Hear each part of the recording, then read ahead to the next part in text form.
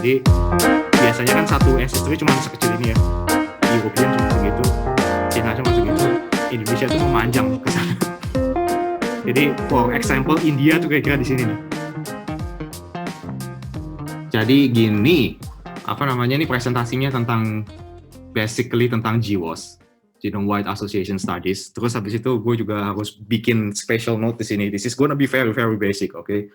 So I want to start at the very basic level, like for example, like what is the very basic assumptions of GWAS and why we model it that way and why it's used that way. Why is the interpretation is limited to something? So yeah, that's kind of questions that actually gonna be answered in these presentations. So before even start, probably introduce dulu. This is my promise, okay? Jadi dalam 2 jam ke depan atau dalam sejam ke depan waktu gue mempresentasikan ini, gue berani menjanjikan at least you know all of these things here.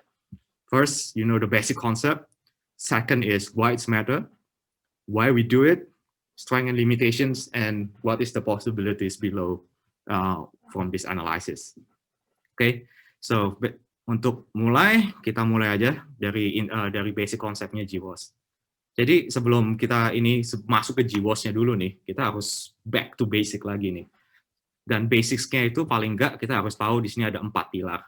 Jadi 4 pilar ini maksudnya 4 pilar itu jadi GWAS itu sebenarnya dibangun dari 4 assumptions ini. First is of course kita punya basics di cell biology. Second is dari population genetics, how these human variations happen, something like that. 3 is actually genome-wide analysis, how we actually screen to genome-wide, not only a specific hypothesis. It's like literally genome-wide, test every positions on the genome. And last but not least, what is called an association testing. This is more on statistics, not really on biology, but hopefully it's going to make sense. Okay, so first, we're going to talk about basic biology a bit. So probably because all of us is graduated from biotechnology, I bet all of you know this already. So I don't need to talk much about it. So this is DNA, this is your cells, this is chromosome, and this is your DNA. And for now, we can just stop your attentions actually to these chromosomes here, okay? Because in this chromosome is actually a very constituent of like population-wise heritability in some sense. Jadi kita bisa imagine kalau misalnya ada dalam meiosis atau dalam apa namanya kalau misalnya ada merit atau semacamnya itu ada mekanisme seperti ini ya disebut pindah silang. Jadi kalau ada 2 kromosom seperti ini, satu punyanya si bapak, satu punya si ibu, terus habis itu mereka bisa crossing over dan dalam crossing over ini bisa bikin ada 2 variasi baru semacam ini. Jadi kalau misalnya kita ilustrasi nih di kasarannya begini, ini kan kita punya double dalam kromatinnya selalu ada 2 ya, ada sepasang. Jadi pada saat pindah silang ada 2 kemungkinan nih, bisa di tengah-tengah yang pindah, bisa juga yang di ujung kayak gini. Dan dalam mekanisme seperti ini nih, kalau kita bayangin lagi, dalam berpuluh-puluh generasi dan apapun yang terjadi di populasi kan kira-kira apa namanya prosesnya itu seperti ini. Jadi bayangin misalnya di within family ya, di dalam satu family, this is bapak, ini ibu, terus pindah silang anaknya kira-kira punya istilahnya genomnya seperti ini strukturnya. Jadi dari ada beberapa porsi ini punyanya si bapak, dari punya porsi ini punya si ibu, gitu ya. Terus habis itu si anak ini kalau misalnya dia menikah dengan orang lain dan semacamnya dan punya anak lagi, kita bisa lihat juga nih ada potongan lagi. Si anaknya ini kemungkinan akan mixture between these two, right? Like this. And the next generations is going to be adding this layer of variations here. Basically, in going to be adding variations of layer here. But the point is sesuatu yang dekat ya, istilahnya SNP yang dekat, variasi DNA yang dekat itu selalu biasanya bareng-bareng. See, like di posisi ini misalnya itu semua selalu bareng. Iya bisa. Iya. Kita lihat kursor gue kan ya ini. Gue nunjuk ke tempat ini itu untuk menggambarkan bahwa di tempat ini itu semua selalu bareng. Jadi di sini ada kodenya nih. Berarti 2 SNP yang ada di sini nih selalu bareng-bareng. Terus kita bisa imagine lagi, ini di dalam satu family loh. Kalau misalnya di population kan kira-kira seperti ini ya. Jadi ada banyak blok seperti ini. Terus kalau mereka istilahnya, well, sorry my language, but ya kawin dan beranak pinak dari variasi ini, dalam 100 generations mungkin akan timbul variasi seperti ini kan. Ini ada lebih banyak variasi lagi. Terus dalam 1000 generations mungkin bakal jadi kira-kira variasinya bisa sebanyak ini. Dari situ kebayang ya, maksudnya source of variationsnya dari mana. Kita juga bisa bayangin seperti ini nih, dari semua variasi yang ada. Jadi kalau misalnya kita fokus dalam satu orang nih, anggap aja nih bar yang paling bawah ini nih. Nah, kita kan bisa kita zoom out tuh kayak gini. Jadi misalnya ada disease rate SNP di sini, ada suatu mutasi yang berbahaya di sini, dia bisa di-tag sama sesuatu yang lain kan. Kita cuma perlu ada satu perwakilan dari blok ini untuk mendetek satu blok ini semuanya. Kira-kira logis ya, ini dari situ. Ini yang disebut dengan indirect association. Oke, terus bisa diulang sekali lagi? Bisa diulang sekali lagi? Iya, jadi gini bayanginnya Mel, kalau misalnya lu punya satu individual di sini nih, kalau lu zoom out kan kira-kira jadi kayak begini yang di bawah ini ya. Terus habis itu kalau misalnya di posisi ini nih, di blok ini, lu sebenarnya punya mutasi berbahaya, dia bakal ke-tag sama sesuatu yang lain. Lu cuma perlu satu SNP dari blok ini untuk mewakili satu blok ini yang beresiko. Karena itu punya LD bukan? Iya, betul. Karena dia ada satu posisi yang selalu bareng-bareng kan. Dia one block, dia satu haplotype gitu. Gitu kan? Oke. Bukan haplotype sih, link LD-nya, LD. Iya. Oke. Jadi itu bukan harus. Tapi itu selalu di dalam blok. So it's a block thing.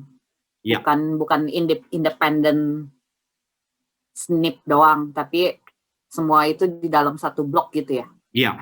Dan biasanya yang posisinya deket-deket. Ya, itu di dalam itu. Jadi kalau disease risk sama genotype risk itu dia berdua selalu punya hubungan menurut gue. Jadi biasanya kalau dalam populasi itu, kalau disease risk-nya misalnya C, genotype yang ada di sebelahnya itu biasanya G, dan itu selalu sepasang. Makanya kita sebut LD linkage disequilibrium. Jadi apa yang terjadi di poin mutasi di disease risk itu selalu diikuti dengan poin mutasi di genotype SNP tertentu. Begitu. Jadi bukan itu apply untuk. Aku mencoba menjelaskan. Apply untuk semua disease risk SNP yang udah di-confirm sekarang. Enggak. Jadi kalau misalnya mutasinya adalah setelah spontaneous mutation ya, Mel ya. Misalnya lu terekspos dengan radioaktif atau semacamnya, enggak laku loh semua analisis ini. Karena ini assumption-nya adalah ini natural selections kan? Okay. So this is only the natural mutations due to the recombination kalau gitu. Betul.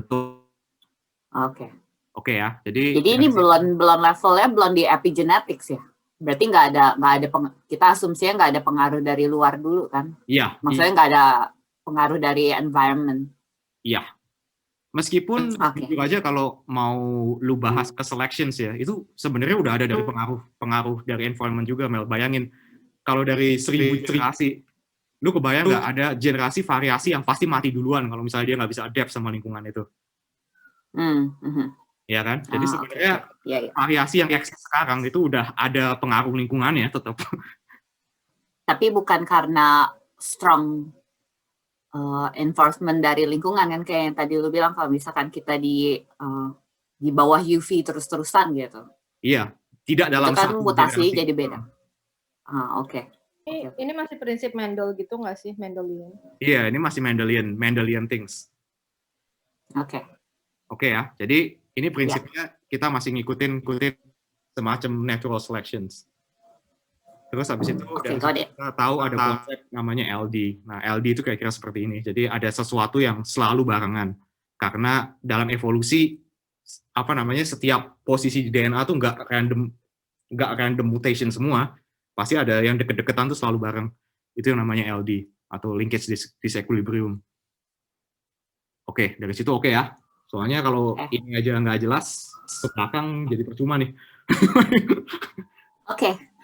Jadi ya ini konsep dasar kayak GWAS itu built on this biology, built on these assumptions. And of course, from these assumptions, we can use it this way though, for genome-wide design to do genome-wide design.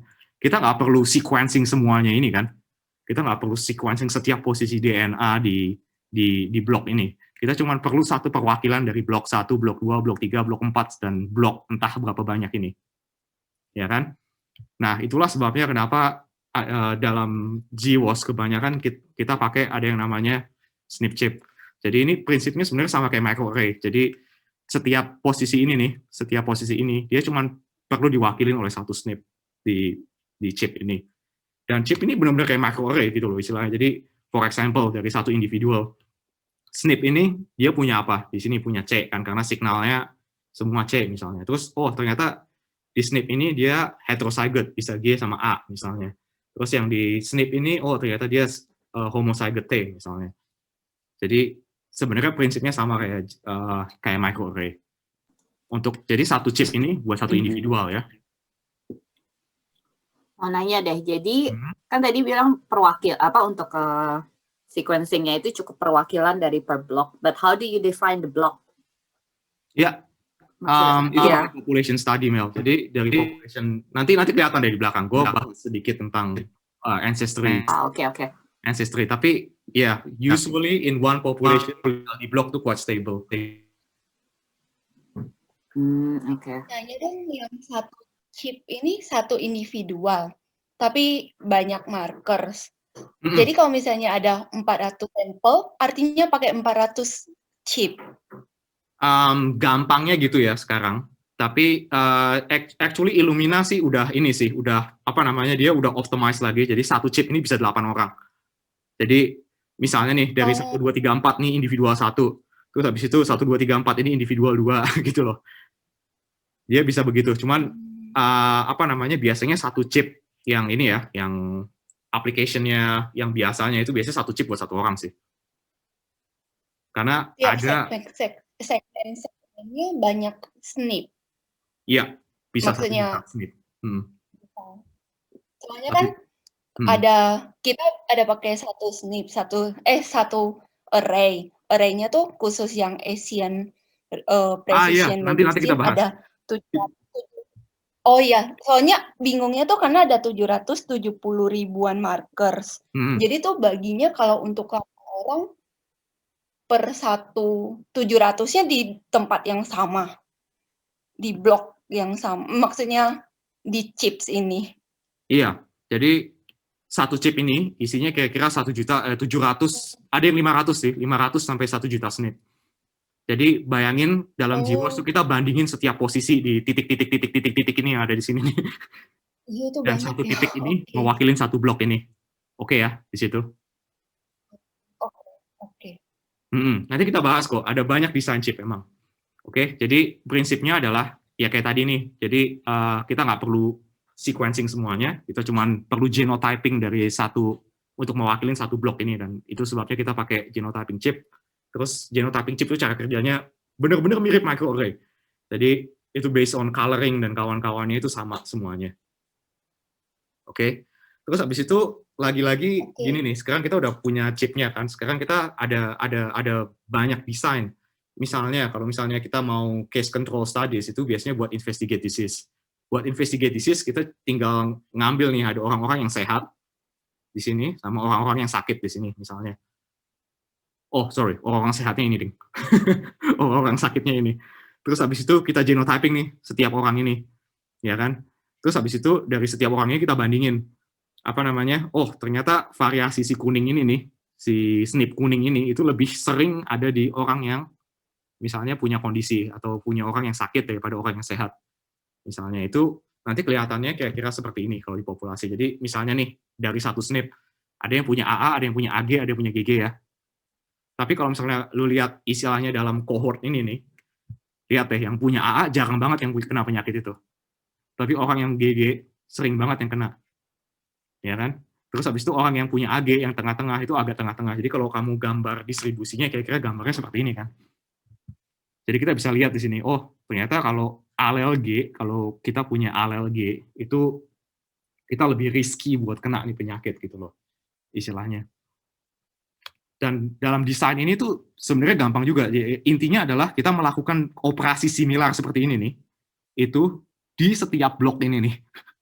Jadi kalau misalnya kita lakukan hal ini di setiap blok ini, kita bisa masukin semuanya di Manhattan plot ini. Jadi setiap titik di Manhattan plot di sumbu Y ini, itu adalah setiap blok ini nih, kira-kira. Jadi ini setiap blok di genom kita. Terus habis itu yang sumbu Y-nya ini adalah seberapa gede efeknya, seberapa signifikan efeknya. Jadi ini minus log p-value, jadi makin kecil p-value-nya, makin signifikan bedanya antara ini nih sama ini, makin istilahnya makin beda ininya nih, makin signifikan perbedaan ini, itu bakal makin tinggi di grafik ini. Oke ya, jelas nggak dari situ? Oke. Oke, jadi itu intinya GWAS itu sebenarnya seperti itu. Jadi sumbu Y ini setiap posisi di genom kita, terus kita tes satu-satu setiap posisi ini, alelnya seperti ini, terus nanti perbedaan yang tinggi itu akan tinggi juga di grafik ini. Kayak ada di situ. Oh, terus habis mau itu, tanya dong. Oh, itu kenapa yang di kromosom 1, 9, sama beberapa tuh di tengahnya itu kosong? Itu karena sentromer atau kenapa ya? Ada banyak sebab. Satu sentromer, betul. Tapi kebanyakan itu karena repetitive region. Kalau repetitive region, masalah besarnya adalah kita taruh SNP di situ sia-sia dong. Karena di situ repetitif. Ngerti nggak sih? Oh. Artinya cuman di beberapa kromosom yang banyak repetitive region-nya. Iya, betul. Itu sebabnya kenapa biasanya sumbu Y, kromosom Y nggak ada di GWAS. Yang Karena 1, kromosom Y itu selain.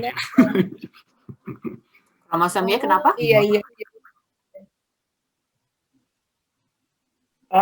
Kromosom Y itu belum sempurna dipetakan, jadi belum sempurna di sequencing karena terlalu banyak repetitif sama region-nya.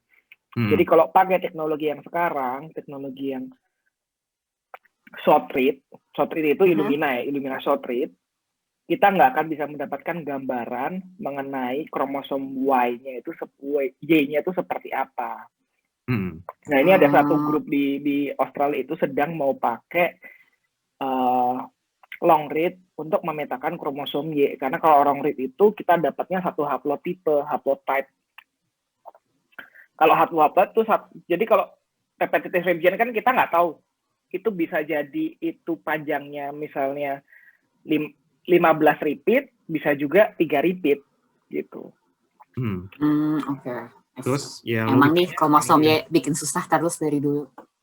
Dan itu juga terjadi di semua kromosom loh, kayak kromosom 1, kromosom 9. Sebenarnya ya, kalau kita mau lihat di sini, sebenarnya ada beberapa kromosom yang kayak gitu juga, kayak kromosom 16 ya kan.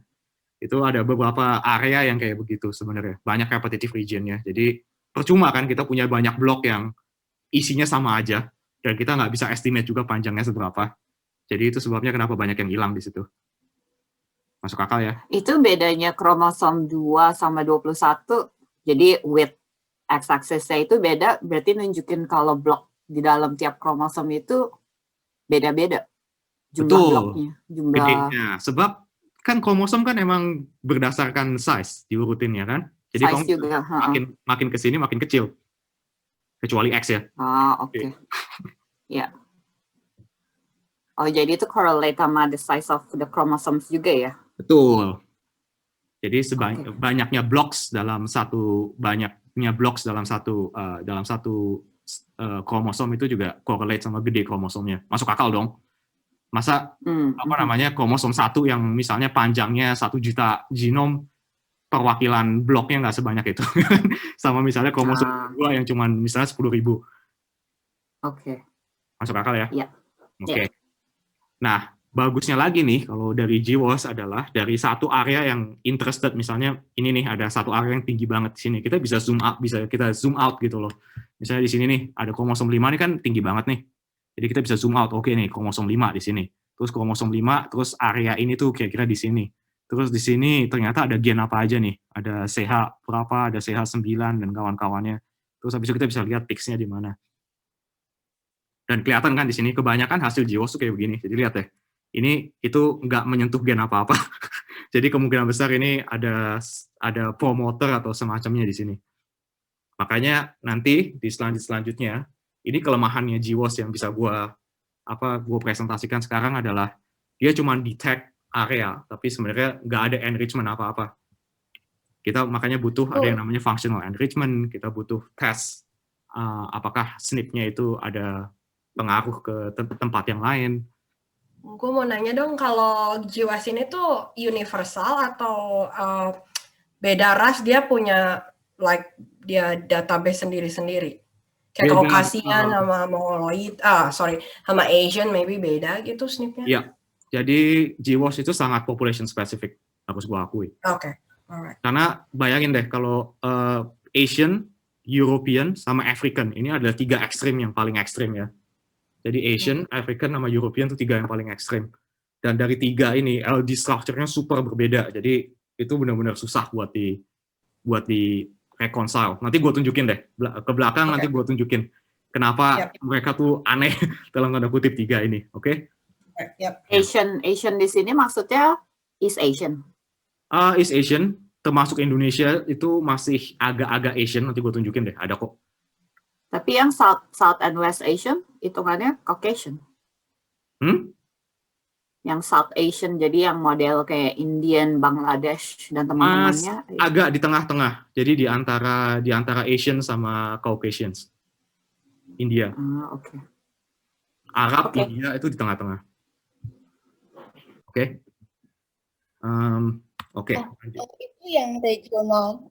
Satu lagi, di regional plotnya itu gimana sih baca recombination rate-nya? Soalnya tiap lihat ini tuh, gue cuman ngerti kayak, oh iya yang kayak diamond dots-nya itu kadang kan misalnya yang paling tinggi, terus karena dia red, tapi yang sebelah Y, sebelah kanan tuh recombination rate, tapi gue nggak ngerti itu gimana masuk ke plotnya ini.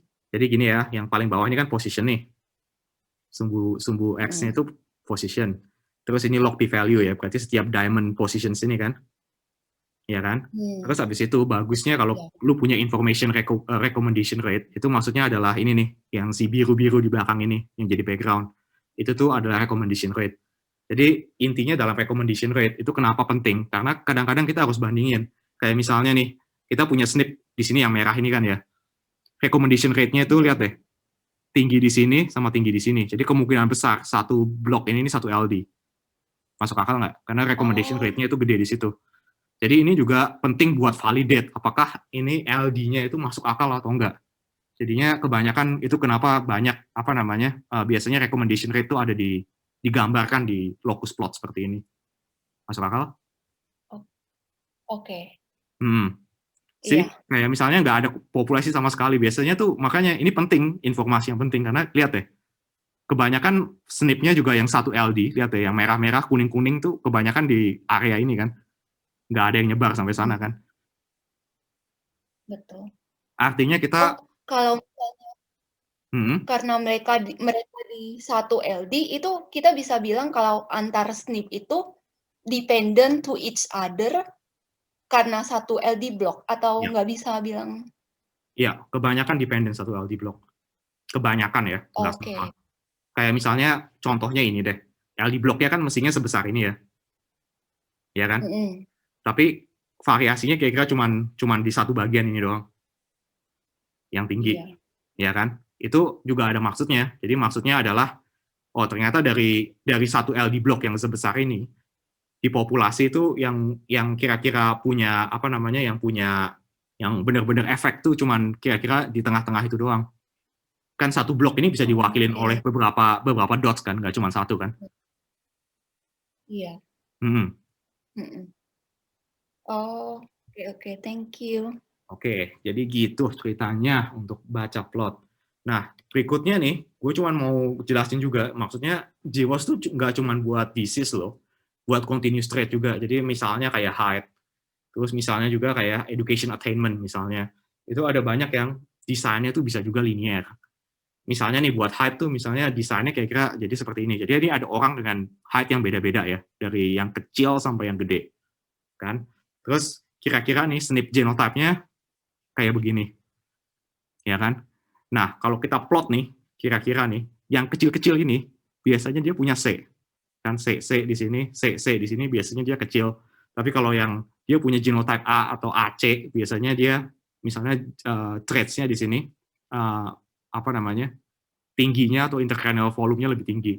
Jadi in reality sebenarnya kelihatannya seperti ini kan. Jadi kita bisa draw linear regression dari plot ini. Masuk akal nggak? Yes. Oke. Jadi gitu. Jadi semakin slope-nya semakin ini nih, semakin tinggi slope-nya, semakin tinggi di Manhattan plot-nya ini. Oke ya, dari situ ya. Jadi itu ada dua apa namanya? Ada dua desain yang bisa dipakai di GWAS. Satu kalau misalnya dia case control, satu lagi kalau misalnya kita mau pakai linear atau itunya trade-nya continuous. Terus habis itu kenapa sih metodologi ini apa namanya matters gitu loh? Maksudnya paling nggak penting lah buat orang tahu gitu loh. Ini nih satu yang sebenarnya gue paling suka adalah ya coba deh kita bayangin sebelum GWAS ada 2006. Genom kita tuh masih benar-benar blank, nggak ada annotation-nya sama sekali. Jadi kita bisa lihat di sini, ini ada cuma ada beberapa genes buat penyakit kayak phenylketonuria dan kawan-kawannya yang kita udah tahu deh istilahnya. Terus habis itu desainnya juga sangat apa ya istilahnya ya, hypothesis specific gitu loh. Misalnya kita udah hipotesis bahwa oh ternyata gene ini nih kira-kira yang bakal efek, terus lu tes di mice tadi dan kawan-kawannya. Jadi itu prosesnya lambat sekali gitu loh untuk mengannotate genom yang segede ini. Nah, sejak GWAS ada, bayangin deh, jadi 2007 nih, dari 2006, kita udah bisa annotate ada beberapa dots lain yang apa namanya bisa berhubungan dengan disease gitu loh, apapun itu deh istilahnya. Terus 2008 lebih banyak lagi, bisa ini kebanyakan dari kromosom 1 sampai kromosom yang istilahnya gede ya, itu udah bisa di-annotate. Terus habis itu 2009 mulai teknologi GWAS sudah mulai common.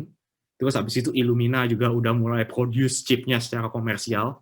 Jadinya lebih banyak lagi nih yang bisa di-annotate dan lebih banyak lagi yang bisa dites, traits yang bisa dites.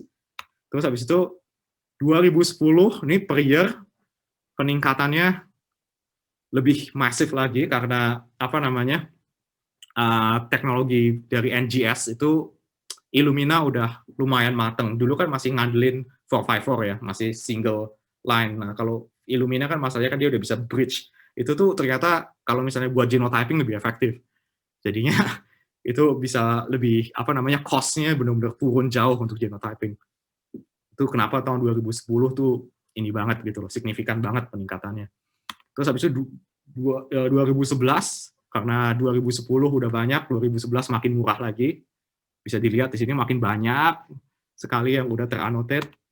Terus habis itu nih 2012 udah sebanyak ini. Terus yang terakhir ini kemarin. Jadi ini kemarin yang gua potret dari ABI itu udah kayak begini gambarnya. Jadi udah sebanyak ini yang di-annotate pakai GWAS. Ya, ini juga rate-nya juga bisa digambarin dalam ini ya, seperti ini gitu loh, misalnya dari peningkatannya tuh, dan ini juga bagusnya graph ini, kenapa gue sangat suka sekali adalah bahwa dia nggak cuma gambarin banyaknya variasi yang udah di-annotate, tapi juga dia gambarin ada proportionnya di sini nih, ada, oh ternyata di sini cuma kondisi awal-awal, terus ternyata ada LDL dan triglycerides udah mulai dipelajarin, terus lipid, buat diabetes sama ini kalau nggak salah coronary heart disease deh dua ini studinya. Jadinya dia bisa annotate snip buat itu. Terus mulai lagi celiac dan kawan-kawannya. Terus habis itu mulai ini tahun berapa nih 2014 height untuk pakai linear descent akhirnya udah bisa dipakai karena udah cukup powernya jadi bisa pakai studi linear. Terus habis itu ya now ya udah sebanyak inilah yang ter-annotate. Terus habis itu ini juga pentingnya GWAS adalah kita bisa tahu juga ternyata yang namanya penyakit genetik itu ada banyak architecture gitu loh, ada banyak polanya. Jadi bisa dibayangin apa namanya dalam disease genetics tuh biasanya ada dua pola yang paling umum. Satu yang disebut dengan single gene disorder, satu lagi disebut complex trait. Jadi kalau single gene disorder biasanya adalah ada satu gene mutation yang parah banget, yang benar-benar 80% kemungkinan lu bakal kena. Misalnya nih, yang terjadi sama Angelina Jolie kayak begitu kan. Jadi dia punya apa yang disebut dengan BRCA mutations ini nih. Nah, BRCA mutations ini kamu bisa dibayangin, breast cancer risk-nya itu 80% kalau kita punya mutation ini. Jadi bisa dibayangin 80% itu portion yang besar sekali contributions dari genetics. Of course, Angelina punya beberapa kebiasaan buruk sih, misalnya merokok dan kawan-kawannya, dan ada beberapa genes kecil-kecil yang mungkin juga efek untuk penyakit breast cancer sini. Cuman intinya adalah polanya adalah ada satu yang gede banget, dan ya ada beberapa yang kecil ditambah faktor kesehatan tuh biasanya kecil. Kebanyakan penyakit yang polanya Mendelian itu biasanya begini. Nah, masalah besarnya nih, setelah kita pelajarin disease yang benar, yang secara GWAS adalah itu, kita akhirnya nemu ternyata banyak penyakit yang polanya tuh kayak begini. Jadi ada banyak gene kecil, tapi kumulatif bikin penyakit. Ngerti nggak ya? Ngerti kan maksudnya? Jadi efeknya itu sebenarnya kecil, cuman kalau ada banyak mutation di tempat-tempat itu, jadi akhirnya jadi bikin penyakit yang bikin lebih pasti dari penyakitnya. Dan itu biasanya juga ada banyak porsi dari dari lingkungan juga. Dan kebanyakan penyakit seperti ini loh, kayak skizofrenia, kayak Crohn's disease, multiple sclerosis, type 2 diabetes, itu biasanya polanya seperti ini. Jadi nggak cuma satu genes, ya ada banyak genes yang terlibat di situ, dan biasanya kecil-kecil. Jadi kita mesti lihat itu cumulative effects dari semua ini, nggak cuma satu. Ini yang biasa disebut mutational signature itu bukan? Jadi kalau yang untuk complex trait disease per disease-nya itu biasanya sekarang kan ada yang disebut mutational signature. Kayak misalkan kalau di cancer gitu, kita punya ApoB signature, SMOC signature gitu-gitu, based on the mutational complexity. Itu kurang lebih kayak gini, bukan? Bukan. Jadinya kalau yang biasanya kalau mau bikin marker ya istilahnya, marker buat detect penyakit, itu dalam kompleks trait itu sebenarnya nggak mungkin, Mel. Sebab semua tuh harus diukur berdasarkan risk, ya kan? Jadi, jadi kalau ini bukan single gene disorder ya, misalnya BRCA case ya, BRCA itu extreme case, jujur aja. Jadi satu ini tuh BRCA mutation tuh kayak takdir buat lu. Jadi itu diagnosis tuh, oke? Karena kemungkinan besar 80% lu bakal kena kalau lu punya itu. Oke ya, tapi dalam complex trait disorder, cancer dan kawan-kawannya, itu kebanyakan masalah besarnya adalah karena kontribusinya biasanya kecil, nggak segede ini ya, satu ini, dan ada banyak yang terlibat di sini. Itu biasanya kita measure dalam kadar risk. Kita cuma boleh bilang bahwa, oh, lu punya risk yang besar nih buat kena cancer, misalnya. Karena lu punya mutasi di A, B, C, D, E, F, G. Semacam itu. Tapi itu risk loh. Itu bukan diagnostic tool. Oke. Ya. Tuh itu yang lo bilang tuh itu penjelasan untuk polygenic score bukan sih? Betul. Nanti kalau lo mau polygenic score, gue ada slide sendiri tuh. Itu ada banyak cara untuk polygenic score. Polygenic score itu methods on its own gitu loh istilahnya. Nanti deh. Nah, gue cuma make sure aja gue sama yang lo omong itu dengan apa yang gue tangkap tuh sama gitu. Biar gak mix aja. Betul. Jadi polygenic risk score itu intinya adalah a combined effects of all of this kan.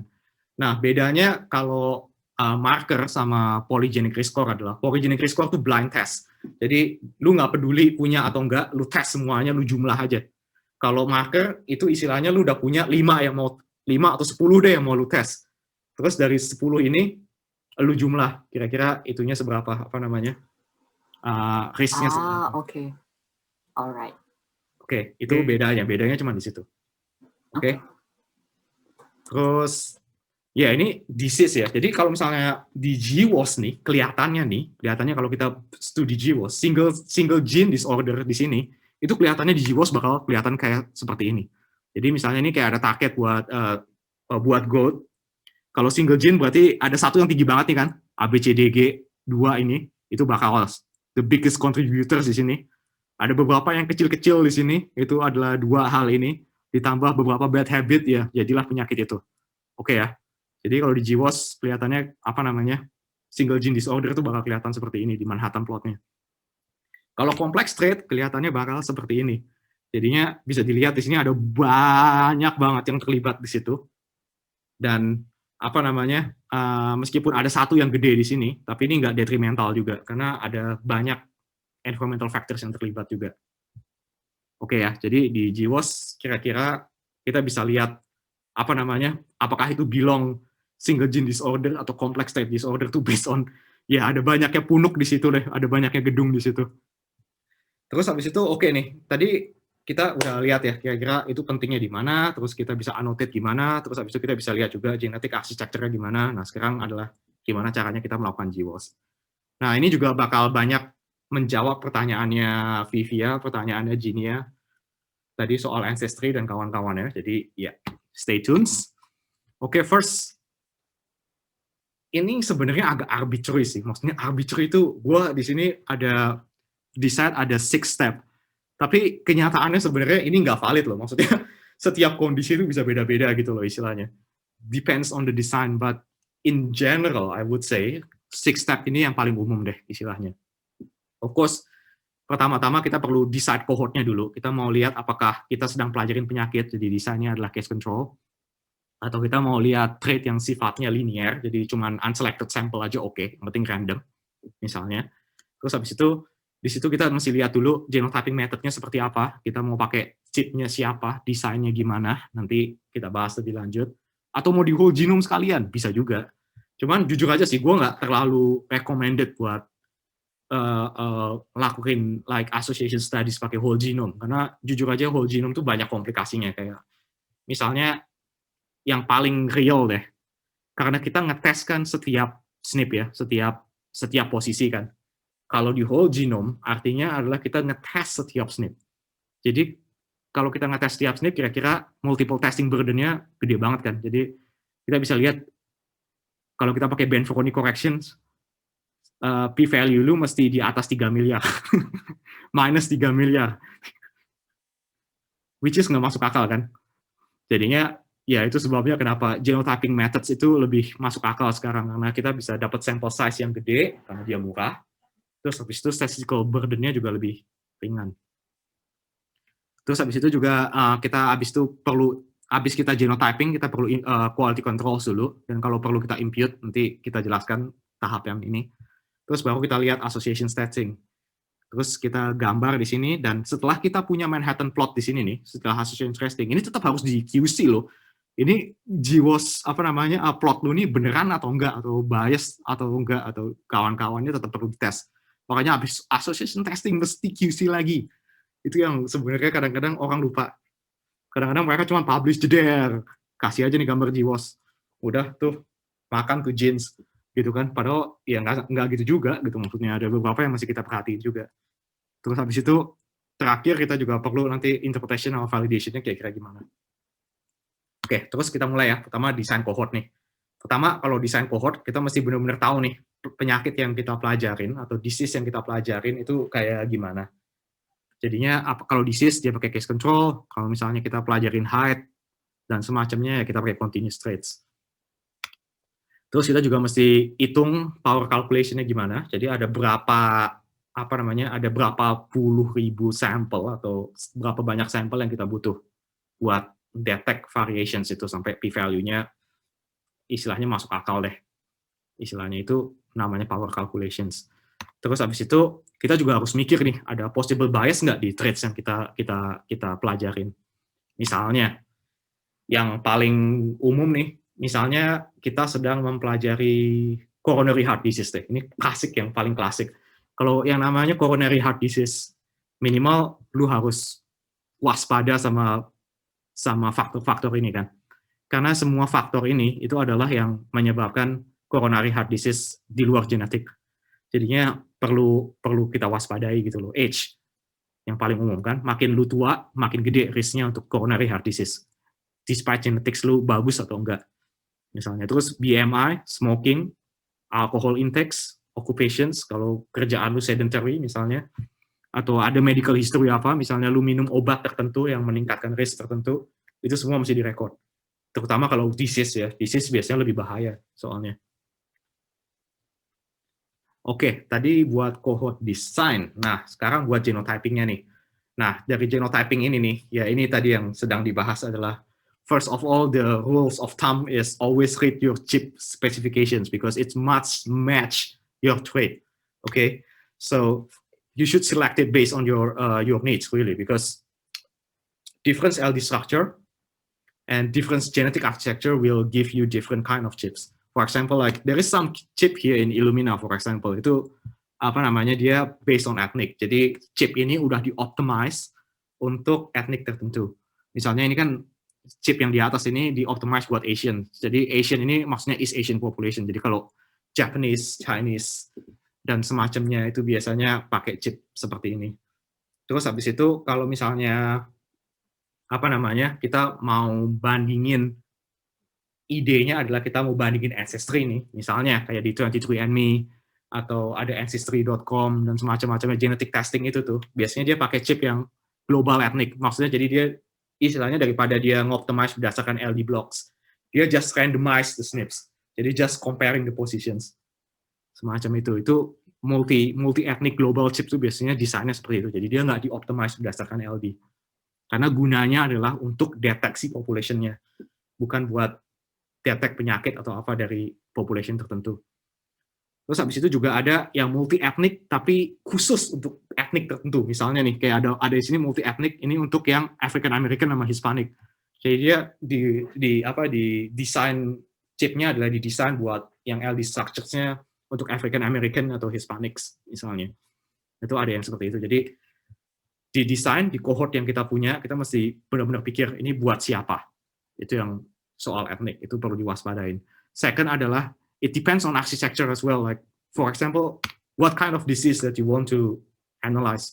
Because the problem is, ada banyak yang bisa kita, kebanyakan chip itu udah di-enrich juga dengan sesuatu yang lain gitu loh. Misalnya nih, kayak di Infinome OncoArray ini, itu selain dia di-optimize buat LD blocks, dia juga ada beberapa marker yang dimasukin di situ. Jadi misalnya untuk detect BRCA, itu di OncoArray pasti ada deh, nggak mungkin nggak ada, pasti dia udah di-enrich di situ. Ya kan? Kalau SiteArray misalnya dia ada beberapa genes yang udah kedetect misalnya di schizophrenia atau di MDD dan kawan-kawannya, itu kebanyakan udah dimasukin juga di sini. Jadi ini juga facilitate, nggak cuma buat GWAS, tapi buat early detection juga dan semacam-macamnya untuk yang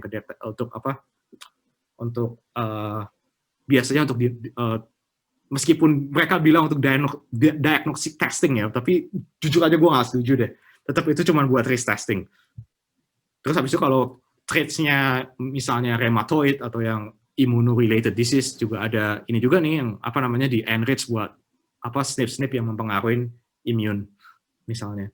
Jadi mau nanya deh tuh. When you say enrich, itu maksudnya di dalam chipnya itu udah dikasih probe yang bisa detect SNP yang predisposed to certain disease, atau maksudnya di dalam chip itu enrich di sini tuh maksudnya dia udah masukin untuk satu risk SNP dia banyak gitu.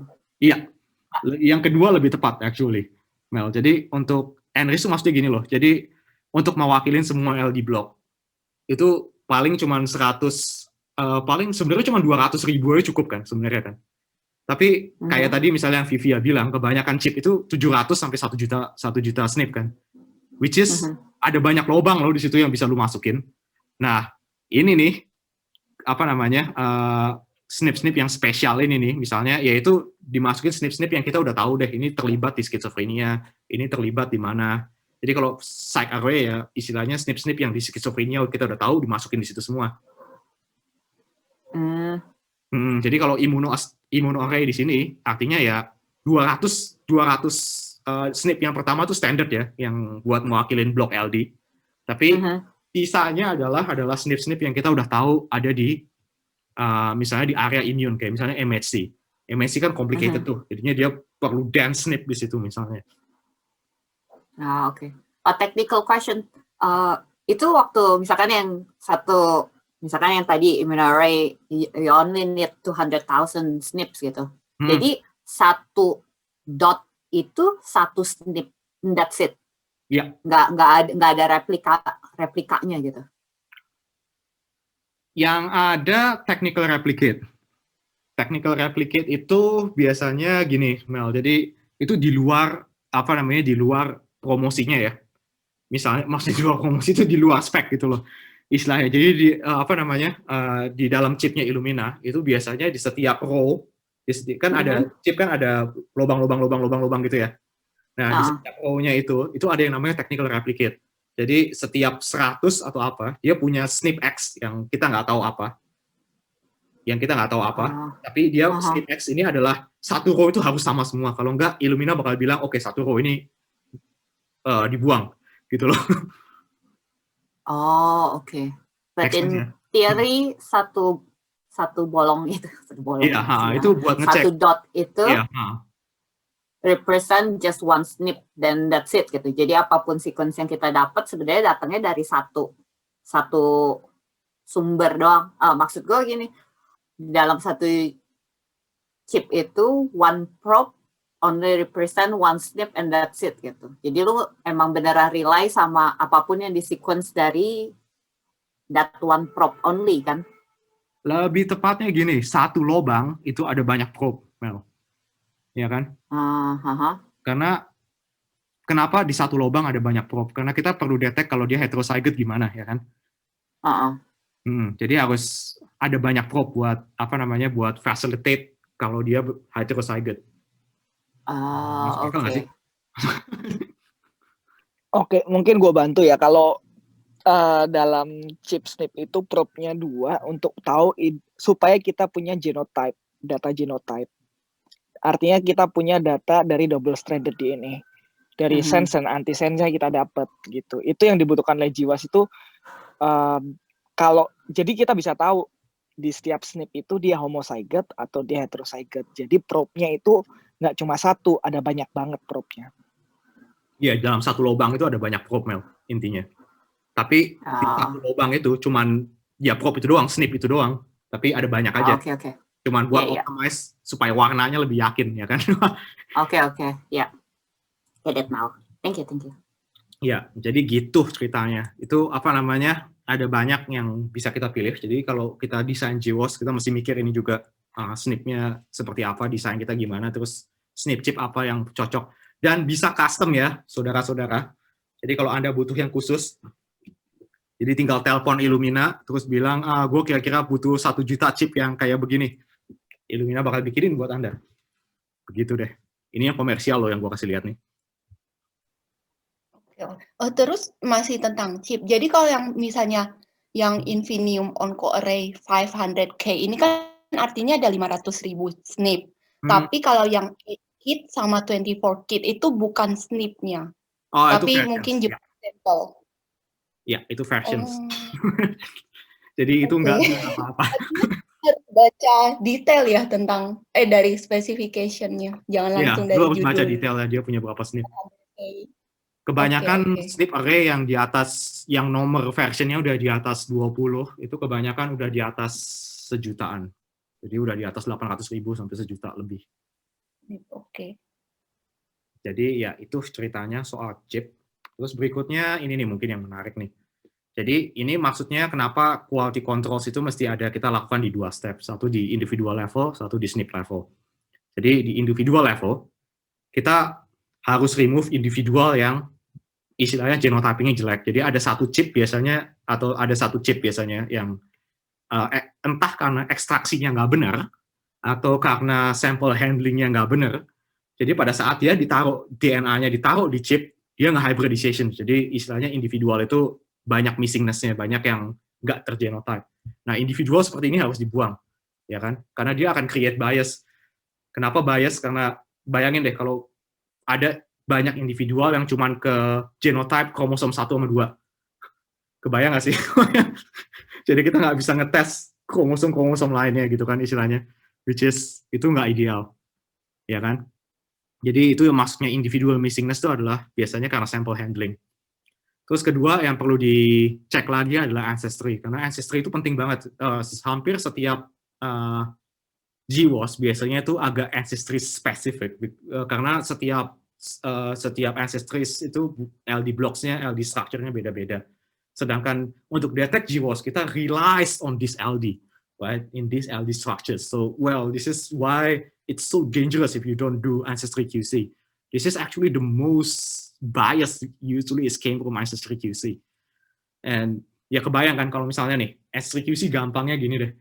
Pertama, kalau misalnya LD blocknya aja udah nggak sama, lu bandingin sesuatu yang udah nggak sama, kayak bandingin apel sama jeruk udah beda kan? Nggak mungkin kan?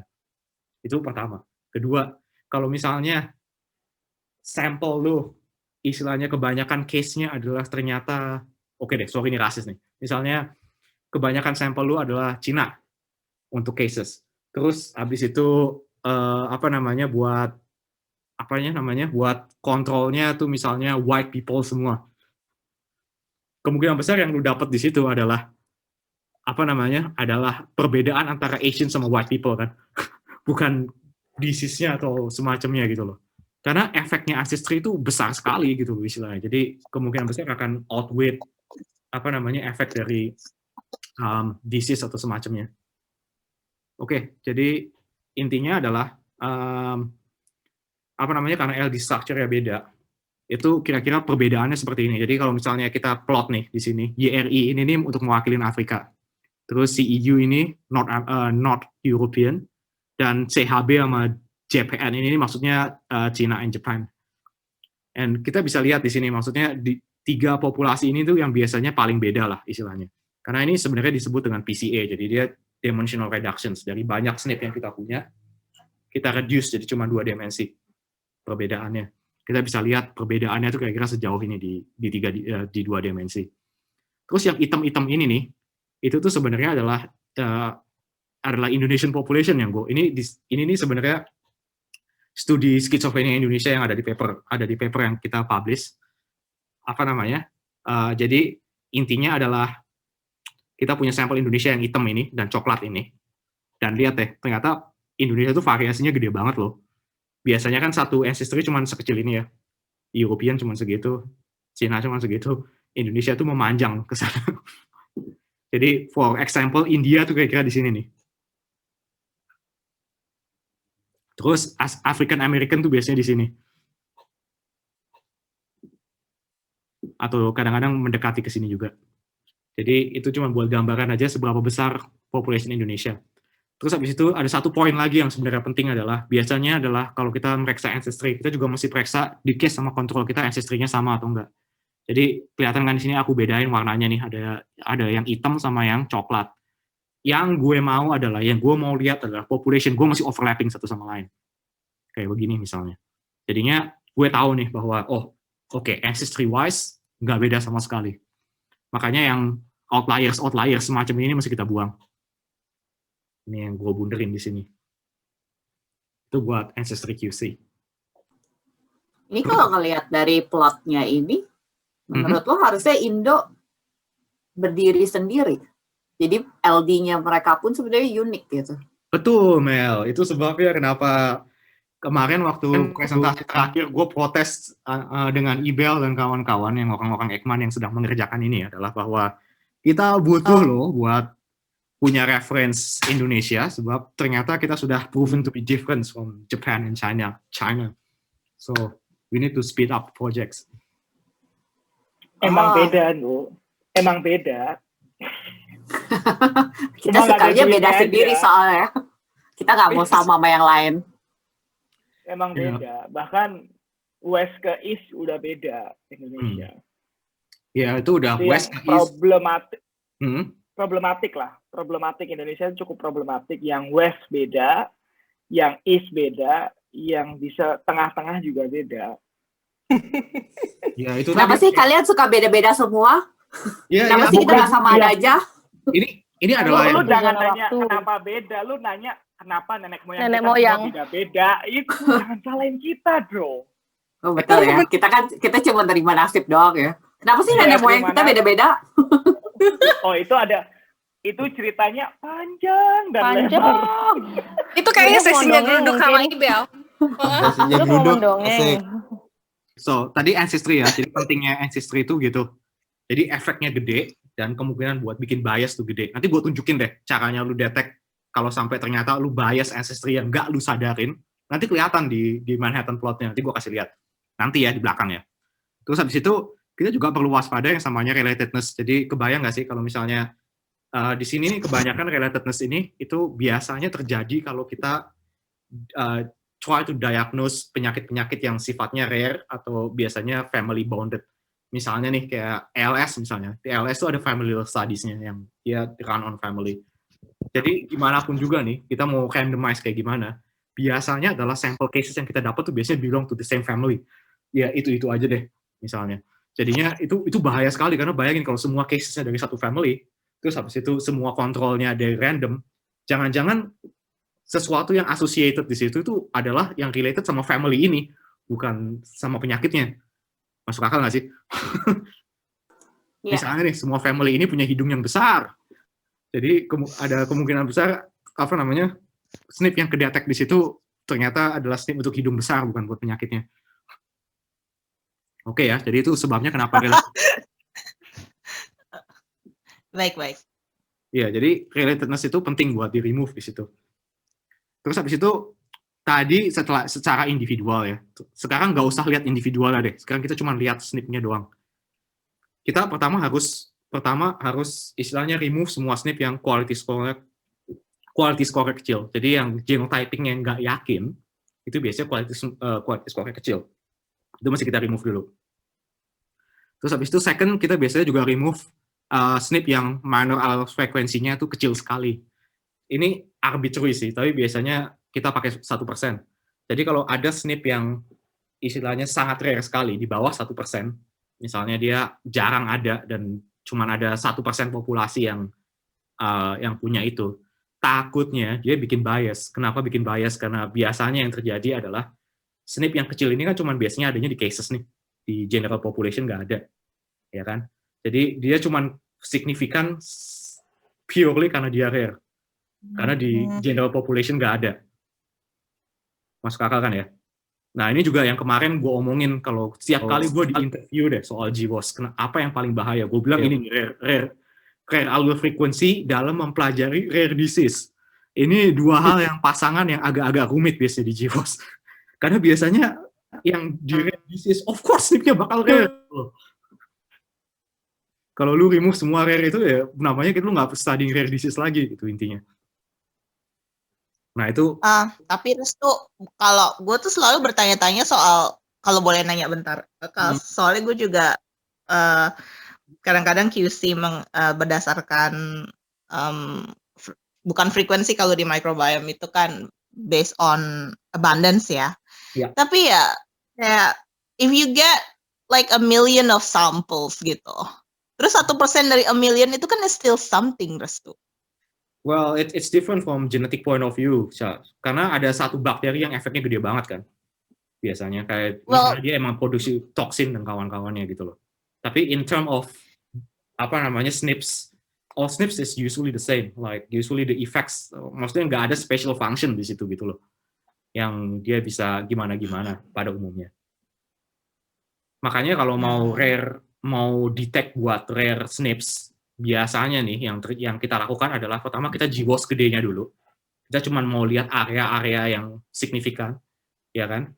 Terus habis itu di area-area yang signifikan itu kita sequencing sendiri, kita whole genome kita sequencing sendiri, entah pakai Sanger atau pakai apa, cuma buat lihat yang SNP yang rare ini nih, yang rare allele frekuensinya rare. Biasanya begitu. Kita pakai apa istilahnya? Pakai kayak apa sih istilahnya kalau di PCR? SNP calling. Sorry? Genotyping. Enggak, kita yang lebar dulu kita PCR terus baru yang kecil. Apa namanya itu? Nested. Iya, kayak nested approach. Kita practically kayak nested approach. Jadi GWAS itu salah satu fungsinya adalah ya untuk bikin nested operation ini. Kita cuma scan genome wide dulu. Kita lihat ada berapa area yang interesting atau enggak. Nah, di area yang interesting itu baru kita sequencing lagi secara detail. Baru kita bisa lihat kira-kira yang ada strateginya jadi ya buat hal-hal seperti itu. Ya. Betul. Tapi kalau dia yang rare frequency atau yang minor allele frequency ini waktu di GWAS tahu dari mana itu area yang interesting kalau dia frekuensinya nggak tinggi. Maksudnya it's not gonna be obvious, kan? Yeah, it's usually not gonna be obvious, but at least the SNP around it usually pick up something though. Okay. Make sense nggak? Okay. Tuh, kalau lihat dari manifestasi klinik gimana? Maksudnya manifestasi klinis gimana tuh?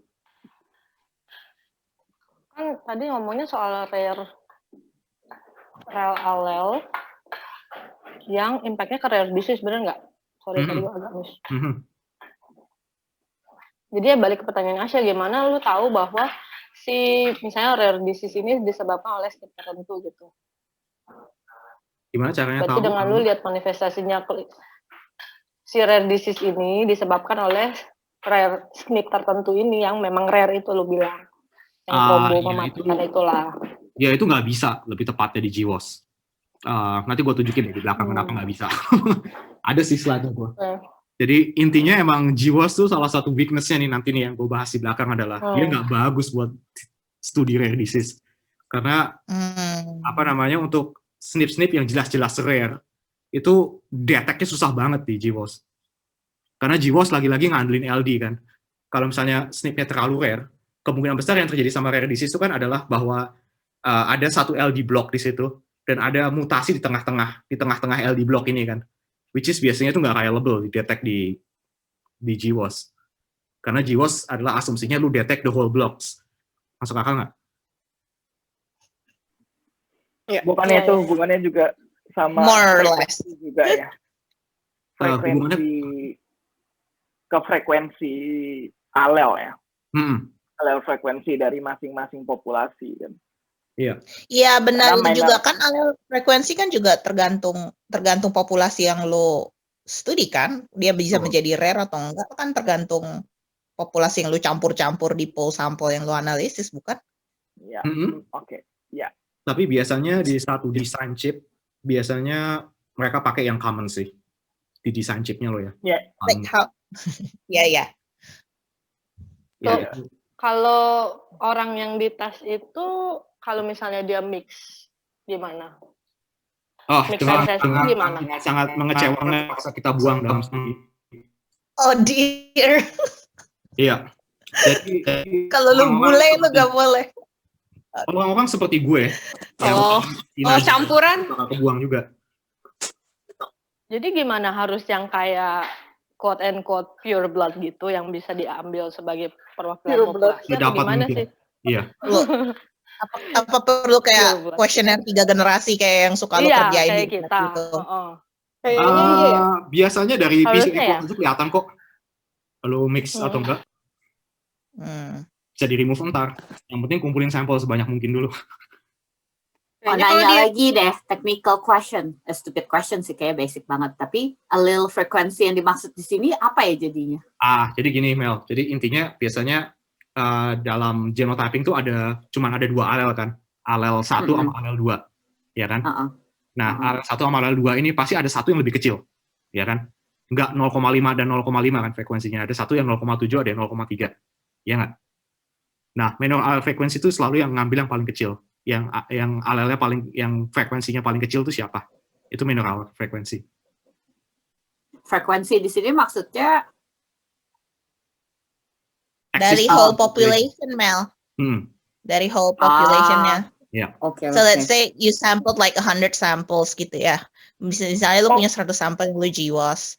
Terus kayak di satu SNP itu ternyata hanya ada 1 orang dari 100 orang. Berarti kan itu 1% kan? Nah, itu dibuang sampelnya. Basically begitu. Tunggu biar clear ya. Apa yang dibuang tuh? Apa? Apanya yang dibuang tuh kalau kasus kayak gitu? Alelnya kah yang di ignore? Bukannya variasi itu justru pada percentage tertentu diakui sebagai SNP, tapi kalau di bawah frekuensi tertentu justru malah dianggap bukan gitu, atau gimana ya? Definisi lu yang agak-agak miring actually, Irang. Jadi yang diakui sebagai SNP, semua variasi itu SNP. Tapi yang diakui sebagai haplotype itu adalah yang di atas 1%. Oke. Nah, untuk alel frekuensi bukannya dari studi populasi tuh, bukan dari studi GWAS-nya. Atau lu combine database dari studi GWAS dan studi populasi? Ideally, ini salah satu QC juga adalah alel frekuensi yang lu dapat di GWAS itu mirip-mirip sama database. Oke, berarti artinya Kalau lu database representatif, randomize kalau lu kerja sama population. rare population gimana? Kenapa? Kalau data lu sama database, kalau lu kerja sama rare population gimana? Ya itu sebabnya kita butuh reference gimana pun juga, Syah. Itu sebabnya lagi-lagi ya yang namanya GWAS ini itu benar-benar reliance sama LD structure. LD structure itu mesti kita validate dari database yang lebih reliable. Makanya Ekman kerja yang bener lu. Tuh, nanya lagi deh. Studi populasi yang dimaksud Gluduk di sini. Studi populasi base dari apa? Toolsnya apa yang Gluduk dipakai? presentasi dulu nih. Iya. Tools yang dipakai untuk study population apa? Bukannya GWAS itu juga salah satu tools untuk population study? Betul. GWAS itu tool buat population studies, tapi interpretation-nya itu relies on many things actually. Relies on annotation database, relies on genome reference, ya kan? Terus habis itu for population reference misalnya yang paling gede sekarang adalah 1,000 Genome Project, itu yang paling gede sekarang. Jadi 1,000 Genome Project itu dia punya kira-kira 1.000 orang buat setiap populasi. Jadi dia nge-sampling 1.000 orang dari Europe, 1.000 orang dari Afrika, 1.000 orang dari China, 1.000 orang Hispan, orang Arab, gitu-gitu loh. Terus di whole genome sequencing. Terus habis dari whole sekarang ada yang lebih gede lagi, Restu. Gua kasih tahu ada yang 100K Genome Project sekarang. Iya, sekarang ada yang lebih gede lagi. Kayaknya gue belum lihat. Gue pernah lihat Human Genome Project. Tunggu. Ini yang siapa duluan sih ngomong? Gue bingung. Halo. Ya, halo. Ya, jadi ya gue sih belum, meskipun ada yang lebih gede sekarang, tapi kayaknya referensinya belum terlalu matang atau gimana, gue nggak ngerti deh. Intinya sampai sekarang sih gue masih mengagung-agungkan 1,000 genome sih untuk sementara ini ya, 1 kg. Sekarang ada yang 1 kg. Mungkin lebih gini, 1 kg itu semuanya udah keset, jadi database 1,000 Genome Project itu udah bisa dipakai untuk kalau lu studi pakai SNP-chip, kalau studi lu pakai whole genome sequencing, studi pakai kayaknya RNA dia juga punya ya kalau nggak salah. Iya. Jadi mereka tuh udah nge-set database mereka itu ready to use as reference. Jadi kalau studi yang lain kayak di Asia itu 1,000 genome, 100K Asian genome itu belum kalau kita minta database ke mereka itu belum readily di-download dan langsung bisa dipakai lah. Artinya kalau kita udah open source, cuma kalau kita download mereka, kita harus analisis beberapa step dulu sebelum dipakai reference. Sementara studi-studi kayak gini rely untuk referensinya. Jadi 1,000 Genome Project udah ada, tinggal lu istilahnya kayak Indomie lah, tinggal digoreng lah. Kalau yang Asian itu, ya lanjut. Ya, jadi itu kenapa ancestry itu mineral frequency itu penting buat di remove gitu loh, supaya nggak introduce bias. Itu doang sih sebenarnya yang penting. Terus yang soal missingness yang paling bawah ini nih, itu intinya adalah kadang-kadang something tuh bisa terjadi gitu. Kadang-kadang ada beberapa hal yang bisa terjadi, misalnya nih pada saat chipnya ditransfer atau gimana, ternyata dia damped atau gimana kebentur sesuatu atau semacamnya. Jadi SNP yang di situ hilang semua. Kadang-kadang ada kejadian seperti itu. Jadinya kita mesti benar-benar QC juga. SNP itu mesti jangan sampai ada yang missing. Semua individual harus punya SNP itu. Jadi nggak introduce bias. Jadi bisa jadi kan, misalnya untuk semua kontrol kita ternyata SNP itu hilang. Terus untuk semua cases ternyata SNP itu ada. Atau misalnya chipnya nggak kenapa-kenapa, sedangkan semua kontrol chipnya kenapa-kenapa. Itu juga biasanya bisa introduce error juga. Nah, masalahnya nih berikutnya adalah, ini mungkin konsep baru sih buat yang di dunia GWAS adalah biasanya habis kita QC, kita biasanya ada proses yang kita sebut dengan imputations. Jadi imputations itu sebenarnya intinya tuh kayak begini loh. Jadi di genotype kan biasanya kan kita cuma punya sesuatu berdasarkan LD block ya. Jadi AT, GT, CT gitu kan, istilahnya cuma satu posisi doang untuk mewakili satu LD block itu. Nah, kalau kita punya reference haplotype, kita bisa nebak nih di daerah yang kosong ini itu isinya apa aja. Misalnya nih, kalau kita ada A di sini dan G di sini, kita bisa nebak tengah-tengahnya T karena menurut reference itu T kan. Nah, gitu misalnya. Terus habis itu misalnya di antara T sama T, kita bisa lihat menurut reference tengah-tengah itu biasanya C. Gitu. Jadinya kita bisa nebak kira-kira di situ apa. Ada beberapa posisi yang kadang-kadang kita nggak yakin sih. Misalnya nih ada contoh di sini nih. Habis T ini nggak tahu belakangnya apa, tapi kebanyakan C, tapi ternyata ada juga yang punya T misalnya. Itu ada yang kasus seperti ini juga. Jadi imputations itu intinya adalah sebenarnya probabilistically kita bisa nebak di tengah-tengah ini apa. Jadinya kita bisa dapat SNP yang lebih dense. Nggak cuma satu itu doang. Nah, kenapa ini kita imputations gitu kan sebenarnya? Atau gue mau namanya kenapa konsep ini bisa dipakai? Kalau kalian ingat Pak Wenu pernah ngomong kan, kalau tiap manusia itu berbeda gennya itu cuma 0,1 atau 0,2% setiap manusia. Makanya filling gap ini sudah bisa dipakai dan SNP ini yang jadi perbedaannya. Jadi maksud lu apa? Jadi maksud gue ini konsep ini kalau orang bilang kenapa imputation bisa dipakai, karena yang kita lihat dari GWAS dan kita lihat dari setiap studi populasi itu cuma perbedaan. Yang kita lihat cuma 0,2% dari total genom manusia. Jadi makanya 99 total genom manusia itu sebenarnya sama, apalagi di conserved region. Itu sama semua. Makanya kita bisa dapetin yakin dengan filling gap-gap yang ada di SNP ini. Asal referensinya benar. Tuh. Balik lagi. Ya, sebenarnya bukan asal referensinya benar sih. Kalau untuk Indonesia kan referensinya ada atau enggak aja nggak jelas kan. Jadinya ya itu nggak bisa dibilang benar. Oke, tapi itu intinya deh. Maksudnya kita bisa nebak posisi itu dan jangan khawatir soal accuracy-nya karena untuk sementara ini dengan data genom yang udah ada di publik itu lumayan gede loh accuracy-nya udahan. For example, biasanya kalau untuk Europeans nih yang hitam ini nih itu yang biasanya paling tinggi. Jadi dia punya accuracy-nya nih di sini kan accuracy nih. Biasanya udah di atas 0,9, udah 90% accuracy dia pasti benar. Terus habis itu dia juga accuracy-nya biasanya bagus untuk common SNP. Jadi ini minor allele frequency nih di sini nih. Jadi untuk sampai 5% dia masih sangat accurate sekali sampai 80%.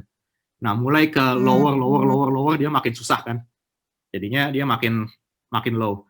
Kalau rare bisa dibilang kita mulai bisa nggak percaya soalnya kadang-kadang untuk rare itu kan makin susah kan nebak secara probabilistik kan. Istilahnya kalau dia common semua orang sama. Kalau dia rare berarti kan ada mutation khusus.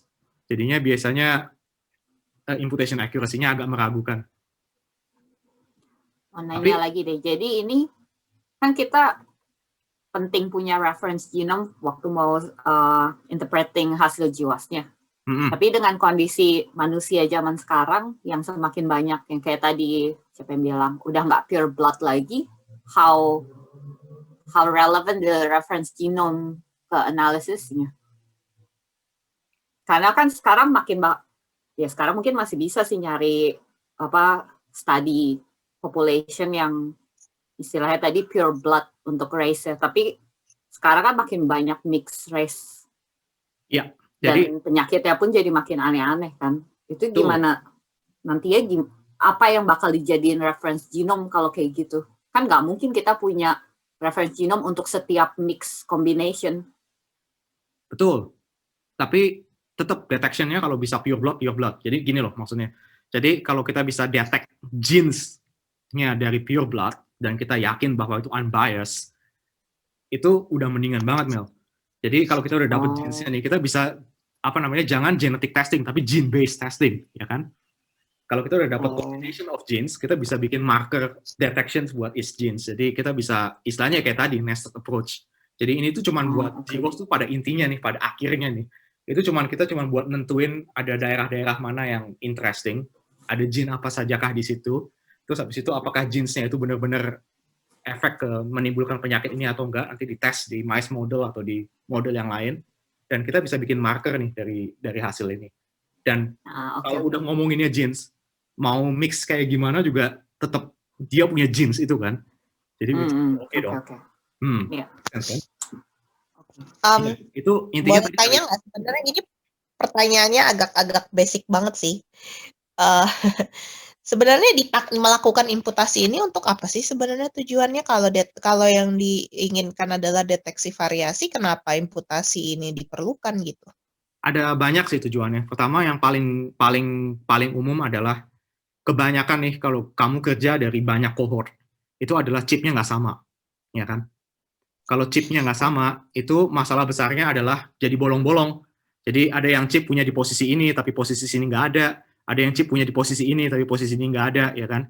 Jadi kalau kita impute semuanya, semua chip itu kita impute. Jadi kemungkinan besar kita dapat semua posisi itu. Jadi itu semua posisi itu bisa kita bandingin, ya nggak? Karena chip. Oke, I get it. Oke, ini untuk basically ini sebenarnya untuk sejenis quality control atau mitigasi kalau lu melakukan kayak mencampur sampel yang multi center atau kayak tadi kasus yang lu bilang ada missing SNPs kayak gitu ya. Iya, betul. Exactly. Ya. Oke. Alright. Oke. Sorry, gue nanya tuh apakah di GWAS lu kedepannya akan agak loncat, kedepannya akan melakukan haplotype analysis? Enggak, Duk. Ini sudah semakin ditinggalkan sih. Kemungkinan besar nanti di berikutnya adalah kita pakai whole genome, udah ngetesnya udah bukan per haplotype atau per LD blocks lagi, tapi per SNP. Tapi lagi-lagi masalahnya adalah multiple testing burden-nya kan gede banget. Nah, itu nanti optimize-nya ada yang namanya pakai burden testing. Jadi burden testing tuh gini ceritanya. Daripada kita ngetes per haplotype, kenapa kita nggak gene-based testing aja? Jadi semua variants yang ada di genes itu, atau ada variants yang ada di promoternya si genes ini, itu semuanya kita collapse jadi satu. Jadinya kemungkinan besar mereka bakal highly correlated kan untuk kontrol satu genes itu. Jadi nggak masalah dong, itu kan kayak LD konsepnya jadinya. Tapi daripada kita ngandelin LD blocks, mendingan kita ngandelin, yaitu tadi, kayak biology of these genes istilahnya. Tapi semua SNP ada di situ. Itu ada yang namanya burden testing. Tapi beda lagi sih. Untuk kalau kayak gitu untuk complex traits-nya, kan kalau yang single gene disease itu kan gampang lah kita kerjakan gitu ya, targeted. Tapi untuk complex traits-nya berarti kan agak gue belum kebayang sih analisisnya kalau complex traits-nya gimana, karena lu akan gabungin berapa banyak genes. Iya, tapi tetap sih collapsing berdasarkan burden testing tadi dari banyak genes itu tuh sekarang annotation-nya udah bagus, Dok. Ya, Okay. lumayan reliable gitu untuk sekarang. Apalagi kan sekarang kita udah upgrade-nya dari kemarin yang HG19 dari reference 19 sampai yang sekarang kita punya udah reference 38. Itu udah lumayan oke gitu loh istilahnya. Jadi kita udah burden testing ini sekarang udah mulai masuk akal istilahnya. Masalahnya reference 38 banyak database masih 37 semua, masih kerjaan sendiri. Iya, tapi bisa di live over, Duk. Tenang aja. Itu udah ada aja butuh. Ya, ada live over sih. Itu udah dianticipate. Oke, itu ya. Oke, jadi intinya adalah imputation itu akurasinya oke, tapi ingat bahwa akurasi dari imputation itu juga terpengaruh dari apakah dia common atau rare atau dia low frekuensi atau enggak atau semacam itu. Dia bakal turun seperti itu. Jadi itulah sebabnya kenapa GWAS itu sangat lemah sekali dalam detect rare disease atau rare mutation tuh susah. Karena imputationnya susah, di chip belum tentu ada, ya kan? Jadi itu udah deh. Nanti kita bahas lagi. Dan satu poin yang penting di sini adalah, coba deh lihat di sini, masing-masing dari Ancestry, itu akurasinya beda-beda kan. Jadi European paling tinggi di sini, terus American karena dia banyak European-nya juga masih oke. Terus habis itu yang paling rendah di sini kayaknya nih African nih, yang paling bawah ini. Karena ya apa boleh buat, akurasi kan istilahnya related sama sample size ya. Jadi sebanyak sample size yang lu punya, semakin akurat di kau. Intinya itu pertama. Kedua, masalah besarnya adalah ternyata di African itu tuh genomnya tuh kuno. Jadi karena dia genomnya tuh sangat ancient sekali atau kuno sekali. Jadi LD blocks-nya tuh cenderung gede-gede, lebar-lebar. Karena dia LD blocks-nya lebar sekali. Jadi spontaneous mutation di tengah-tengahnya itu banyak, ya kan? Jadinya susah buat ngimpute di tengah-tengah ini yang besar ini karena terlalu gede. Kebayang nggak sih kalau misalnya lihat yang ini ya, contohnya ya. Kalau ini kan kita cuma nebak 2 di sini, terus ada 2 di sini, terus 2 lagi di sini. Kebayang nggak sih kalau misalnya cuman punya 1 di sini sama 1 di ujung sini. Buat nebak 1, 2, 3, 4, 5, 6, 7, 8 bahasa di sini kan lebih susah kan? Kebayang nggak sih ininya? Iya, Kenapa? kebayang. Iya, ya, Probability buat errornya lebih tinggi ya. Betul. Karena biasanya African LD blocks tuh gede-gede, itu masalahnya. Nah, makanya di next slide nih gue cuma pengen kasih lihat aja sih, imputation accuracy untuk tiap population itu kira-kira gambarnya seperti ini. Jadi lihat ya di situ yang European biasanya di atas sana, biasanya pretty good gitu istilahnya. Nah, yang African semuanya ketinggalan di sini kan, lihat ya nih, yang bulat ini apa nih, yang African lah biasanya nih, yang di sini Mozambik lah, mana lah, itu biasanya ketinggalan di belakang sini. Isn't this just because there's no like reference samples from African? No reference samples, sama ya itu tadi kendalanya adalah biasanya Afrika tuh LD blocks-nya gede-gede, itu doang sih.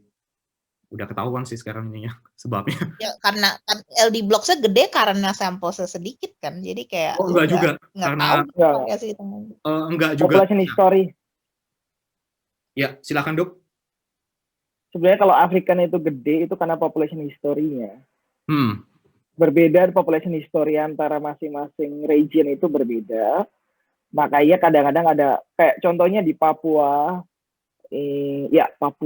Melanesia itu walaupun dia ada di situ, dia lumayan agak susah untuk ditebak karena dia itu dianggap sebagai turunan pertama ketika kejadian orang keluar dari Afrika.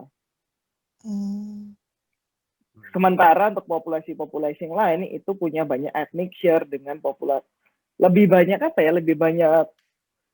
kalau orang bilang di Popgen itu orang bilang population history-nya beda-beda. Kalau Papua itu lebih ke ancient juga, lebih ke ancient.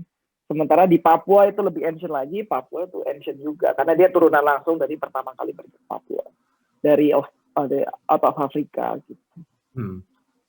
Nanya deh, jadi maksudnya kalau LD block-nya gede, jumlah SNP-nya lebih sedikit. Iya, jumlah representatif SNP-nya juga lebih dikit. Betul. Jadi otomatis combination rate-nya lebih limited. Berarti kita bisa asumsi kalau populasi ini paling tua gitu. Iya. Ancient, maksudnya apa? Yang di atas-atas gitu. Jadi kombinasinya bener nggak sih? Nggak pakai GWAS ya, tapi itu ada ininya lagi, ada tekniknya lagi. Tapi kita ngomonginnya population genetics jadinya, jadi bukan GWAS lagi. Oh, oke. Ada sih caranya. Jadi intinya kalau si tadi Restu ngejelasin kalau orang ketemu suami istri menikah gitu, ada kombinasinya ada. Nah itu sama dengan istilahnya begini, kalau lu ketemu satu orang populasi A dengan populasi B, kemudian mereka ethnic share, mereka kawin-mawin, itu LD block-nya semakin pendek karena ada rekombinasi di genomnya. Sementara yang terjadi di Afrika adalah dia kawin dengan sesama Afrika selama ratusan ribu tahun. Tetap karena dia dalam satu populasi yang sama, biasanya LD block-nya nggak akan berbeda jauh karena source population-nya sama. Kalau source population-nya beda, dia akan break. Kromosomnya akan ke-break, kemudian nyambung dengan kromosom pasangannya lagi. Terus misalnya dia ada kejadian nikah dengan populasi yang lain lagi, akan break lagi di situ. Makanya LD block-nya semakin lama semakin kecil kalau gitu. Iya. Ya itu kalau gue boleh nambahin juga ada ada efeknya sama yang disebut dengan population size. Jadi kalau di Afrika itu kan biasanya kan dia tinggal di lingkungan naturalnya itu lama ya, jadinya dia population size-nya nggak pernah meledak kan, cuman segitu-segitu aja, which is itu sebabnya kenapa LD blocks-nya juga segitu-segitu aja, karena rekomendannya nggak banyak, ya kan. Tapi kalau lu lihat misalnya population di Europe, population di Asian, itu population boom-nya itu pernah terjadi gitu loh istilahnya. Dan pada saat population boom itu terjadi, kebanyakan orang yang saling menikah satu sama lain itu bakal create lebih pendek lagi kan early blocks ya kan, dalam 1,000 generations. Masuk akal nggak sih? Oke, jadi marriage rate-nya juga tinggi. Iya, betul. Oke, jadi tuh ini maksudnya eksternal sama intra-reference gimana ya maksudnya?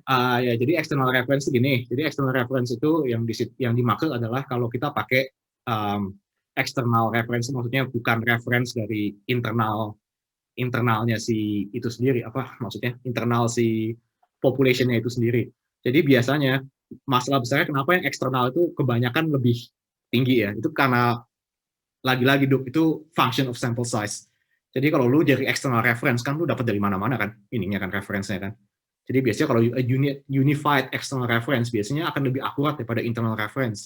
Karena sample size yang lu dapat di external reference lebih tinggi. Jadi lu dapat estimate variations yang lebih tinggi. Tapi ada tapinya nih. Itu kagak laku kalau misalnya lu specialized population lo. Ini cuma buat general population nih di sini. Kalau specialized population di eksternal kagak ada kan lebih tepatnya, jadi kagak bisa dimasukin di graf ini. Maksudnya specialized population? Misalnya ya kayak yang lu bilang tadi, lu punya ancient DNA dari misalnya population aborigin deh, misalnya. Itu okay. Lu masukin di eksternal kagak bakal kemana-mana, tuh bisa 0. Nggak 0 sih, cuman paling nggak bisa cuman 50% tuh semacamnya. Yang internal mungkin akan lu harus pakai ancient DNA juga. Iya. Ancient population juga untuk reference kalau itu. Ini kasusnya buat kasus umum yang udah ada available di public database. Kenapa eksternal biasanya lebih akurat? Karena sampelnya biasanya lebih banyak yang udah di go public istilahnya. Tuh, boleh dikirim papernya nggak tuh? Oh ya, nanti gue kirim deh. Oke. Ada cut off tertentu nggak yang bikin lo tahu? Oh, imputasinya bagus nih, berarti bisa pakai reference yang ini gitu. Gue biasanya pasang 90% sih. Kalau 90% artinya gue bisa percaya. Dan untungnya lagi gue kebanyakan dealing sama East Asian atau sama European, jadi kebanyakan pasti tembus 90. Kalau lu dealing sama ya kayak si Duduk misalnya dealing sama ancient population atau gimana, wah lu nggak bisa pilih-pilih. Lu harus negotiate sama threshold tuh istilahnya. Tenang. Gue dapat 90% accuracy sih, imputation accuracy lah. Untuk East Indonesia dapat segitu. Nice. Tapi nggak tahu ya, gue masih lagi benchmarking, makanya gue butuh paper ini. Oke. Itu gue kirim. Gampang nih, ada di di EndNote gue kayaknya udah. Ini nggak gue kirim. Oke deh. Ingetin lagi ya nanti ya. Oke. Terus habis itu imputation nih. Terus baru habis kita impute, kita udah dapat semua nih istilahnya. Dan kita udah nggak punya kendala lagi dari berbagai macam chip atau semacamnya. Kita udah punya semua sama bisa dibandingin. Saatnya kita melakukan association testing. Nah, masalah besar dari association testing ini adalah, ya kita masih benar-benar paham maksudnya metode yang dipilih itu seperti apa gitu loh. Kebanyakan nih istilahnya ada 2 metodologi yang paling umum. Itu biasanya satu kayak Planck atau semacamnya yang mungkin ada beberapa yang udah familiar, itu mereka relies on linear and logistic regression. Jadi linear regression itu kira-kira pemandangannya seperti ini kan. Jadi kalau misalnya ada trade A, trade B, terus habis itu ini seberapa besar efeknya kita bisa langsung plong. Bisa regression seperti itu.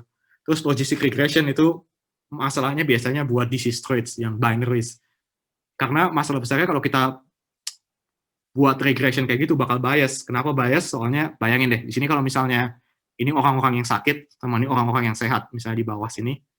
Nah, kalau misalnya kita regress linear, berarti kan dia assume ada yang di tengah-tengah kan. Padahal yang di tengah-tengah itu nggak ada. Jadi ini estimation-nya bakal dalam tanda kutip underpowered lah dalam tanda kutip. Makanya curve-nya kita bikin kayak gini buat logistic regression itu kita log transform. Itu cuman bedanya logistic regression tuh di situ. Terus habis itu ada satu lagi metode yang disebut dengan linear mixed model. Itu sebenarnya ada kaitannya sama yang kita sebut sama association adjustment covariance. Ini intinya dia regression, tapi kita regression dengan cara yang beda gitu loh intinya. Kenapa begitu? Karena gini loh, misalnya linear mixed model itu kayak di gambar yang di bawah ini nih. Kalau kita cuma mau linear regression, kita tinggal ambil garis di gambar yang ini kan, datanya sama semua. Jadi kita bisa ambil garis dari 0 ini sampai cret ke sana. Itu effects yang kita punya. Tapi kalau linear mixed model, dia partition datanya berdasarkan covariate yang kamu pasang. Misalnya kita covariate-nya kita pasang berdasarkan seks, atau berdasarkan umur, berdasarkan apa, itu kita regress masing-masing. Misalnya nih, ada contoh. Misalnya kita bagi dia jadi 5 grup. Nah, ternyata grup yang pertama misalnya regression-nya seperti itu. Kita bisa regression menurut grupnya gitu loh. Istilahnya kita nggak regression based on semua data kayak begini, tapi kita bisa partition regression. Jadi berdasarkan berdasarkan covariates yang kita adjust. Nah, lagi-lagi nih, yang di linear dan Kojic regression base ini, itu juga kita mesti adjust loh. Tapi konsepnya linear mixed model sama covariate adjustment itu beda. Ini yang sebenarnya gue berusaha menjelaskan ya. Ini moga-moga ini jelas. Oke. Covariate adjustments nih. Jadi misalnya kayak begini. Dalam regression studies kita bisa regress misalnya height sama weight. Jadi semakin tinggi lu, biasanya semakin gede, semakin berat juga kan lu kan. Nah, kalau kita nggak pay attention on sex misalnya, kita bisa lihat regression lainnya kira-kira begini kan. Nah, padahal nih kalau lu lihat lagi, yang female misalnya yang hitam-hitam ini nih, itu sebenarnya regression rate-nya seperti ini. Ya kan, kalau diambil. Which is, ini udah agak-agak overestimated nih buat female nih, si garis yang biru ini yang keseluruhan. Terus kalau kita lihat yang cowok-cowok ini, yang merah-merah ini, regression rate-nya bakal kira-kira bentuknya kayak begini kan. Which is, lagi-lagi, ini agak-agak bias karena ketarik sama yang female-female ini. Jadi, yang si male sama si female ini tuh ada, ya nggak, regression ini kemungkinan udah bias berdasarkan itu. Jadi, alternatifnya nih, daripada kita blind seperti itu, kita bisa ambil kayak in the middle kan, seperti itu kan. Itu yang disebut dengan covariate adjustment. Oke, ada di situ ya. Halo? Iya. Oke. Aku pernah ikut seminar mengenai, gue pernah ikut seminar mengenai linear mixed model ini, nggak terlalu ngerti. Cuman bukankah di linear mixed model itu juga ada kayak random effect gitu-gitu juga ya? Ya, itu dia, Ca. Ini makanya berikutnya adalah linear mixed model. Nah, di linear mixed model tuh agak beda random effects-nya. Maksudnya random effects tuh kayak gini. Mampus. Ya, maksudnya random effects tuh kayak begini nih. Intinya adalah kalau misalnya di linear mixed model itu assumption-nya tuh nggak ngambil rata-rata kayak di covariate adjustment, tapi karena dia dua-duanya adalah independent regressions kan, jadi si female regression-nya seperti ini dan si male regression-nya seperti ini, ya kan? Dia two separate regressions, okay? Don't mix them, okay? They are two separate regressions. But here's the problem here. Kalau misalnya si male regression lainnya kayak begini nih, dan si female kalau misalnya kita jejerin bareng-bareng regression lainnya begini, setiap poin di sini itu punya densitas yang beda-beda kan. Jadi ini ada beberapa density yang beda-beda, dan ini yang disebut dengan random variable di situ. Jadi kita bisa assume bahwa setiap poin ini itu adalah density-nya itu bisa dipengaruhi misalnya dengan hal lain, misalnya random variable-nya kalau misalnya di height, misalnya diet, misalnya, ya kan? Semakin banyak misalnya fat diet atau semacamnya, lo akan punya density yang beda di tempat yang tinggi ini, misalnya. Oke ya, dari situ ya, itu yang disebut dengan kenapa di linear mixed model kita bisa assume pakai mixture model. Jadi density di setiap titik ini itu bisa kita adjust lagi berdasarkan random model. Jadi berdasarkan density yang di sini nih, kita kan bisa lihat nih kira-kira dari beberapa variabel yang ada di sini, density-nya kira-kira kita bisa ambil rata-ratanya sekitar situ kan. Nah, itu yang bakal jadi adjustment kita di situ. Jadi bagusnya linear mixed model adalah dia jauh lebih fleksibel karena ada banyak hal yang bisa kita pertimbangkan di situ kan. Daripada cuman istilahnya kalau lihat di covariate adjustment cuman seperti ini. Sedangkan di sini ada banyak hal yang kita pertimbangkan. Jadi bisa density-nya, bisa ada random variable-nya, dan semacamnya. Ini bedanya, oke? Jelas nggak ini ya dulu analoginya? jelas. Jelas ya. Jelas. Ya. Jadi apa namanya? Iya, kalau modeling gini kalau lu nggak coba masukin dengan kasus yang lu lagi selidiki sendiri suka lupa sih memang. Jadi, Ya ini juga cuman buat ini aja sih, buat apa namanya, buat gambaran umum ini loh yang terjadi di mixed model gitu loh intinya. Jadi maksud lu kalau linear mixed model sama yang covariate adjustment itu bedanya adalah dia ngambil formulanya itu nanti based on density datanya juga sesuai dengan variabel yang kita tentuin sebagai penentu density itu gitu. Betul. Masalah besarnya di sini kalau misalnya lu bandingin sama yang cuman covariate adjustment, lu cuman adjustment based on satu covariates doang kan. Misalnya efeknya seks. Ya kan? Well, but don't you can you add more than one covariate though? Bisa. Tapi kalau regular. kita bedanya Syah adalah dalam covariate adjustment cuman ada satu. Tapi kalau misalnya lu adjust pakai covariate yang lain lagi, misalnya ada sesuatu yang lain lagi, itu udah different regression. Oke. Itu udah different regression karena dalam satu covariate cuman ada yang di covariate adjustment itu cuman care about density. Oke. Masalah besar dalam mixed model adalah itu enggak a single regression. It's actually first regression is this, right? Second regression is this, right? And we are not only care about density, dan density ini juga ada distribusinya yang kita juga ada distribusinya yang kita pertimbangkan secara lokal juga, misalnya diet kayak tadi. Jadi ini regression between regression inside regression. Masuk akal nggak?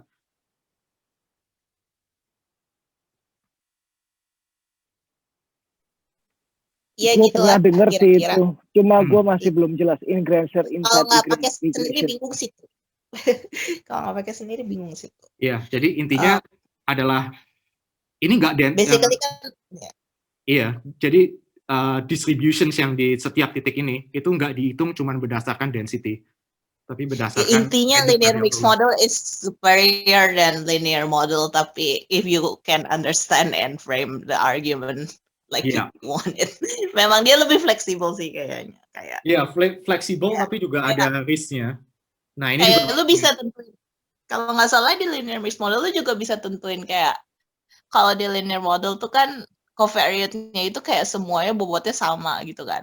Terus kalau yang linear mixed model ini karena ada random efek segala macam, lu bisa tentuin kalau yang ini gue nggak terlalu penting, cuman kayaknya ada pengaruh tapi gue masukin aja gitu, intinya begitu kan. Iya, bisa dibilang seperti itu. Bisa dibilang seperti itu. Nah itu juga sebabnya kenapa itu bahayanya, kenapa gue bilang kenapa dalam setiap software ini lu benar-benar harus lihat mana yang lebih cocok sama assumption lo gitu loh istilahnya.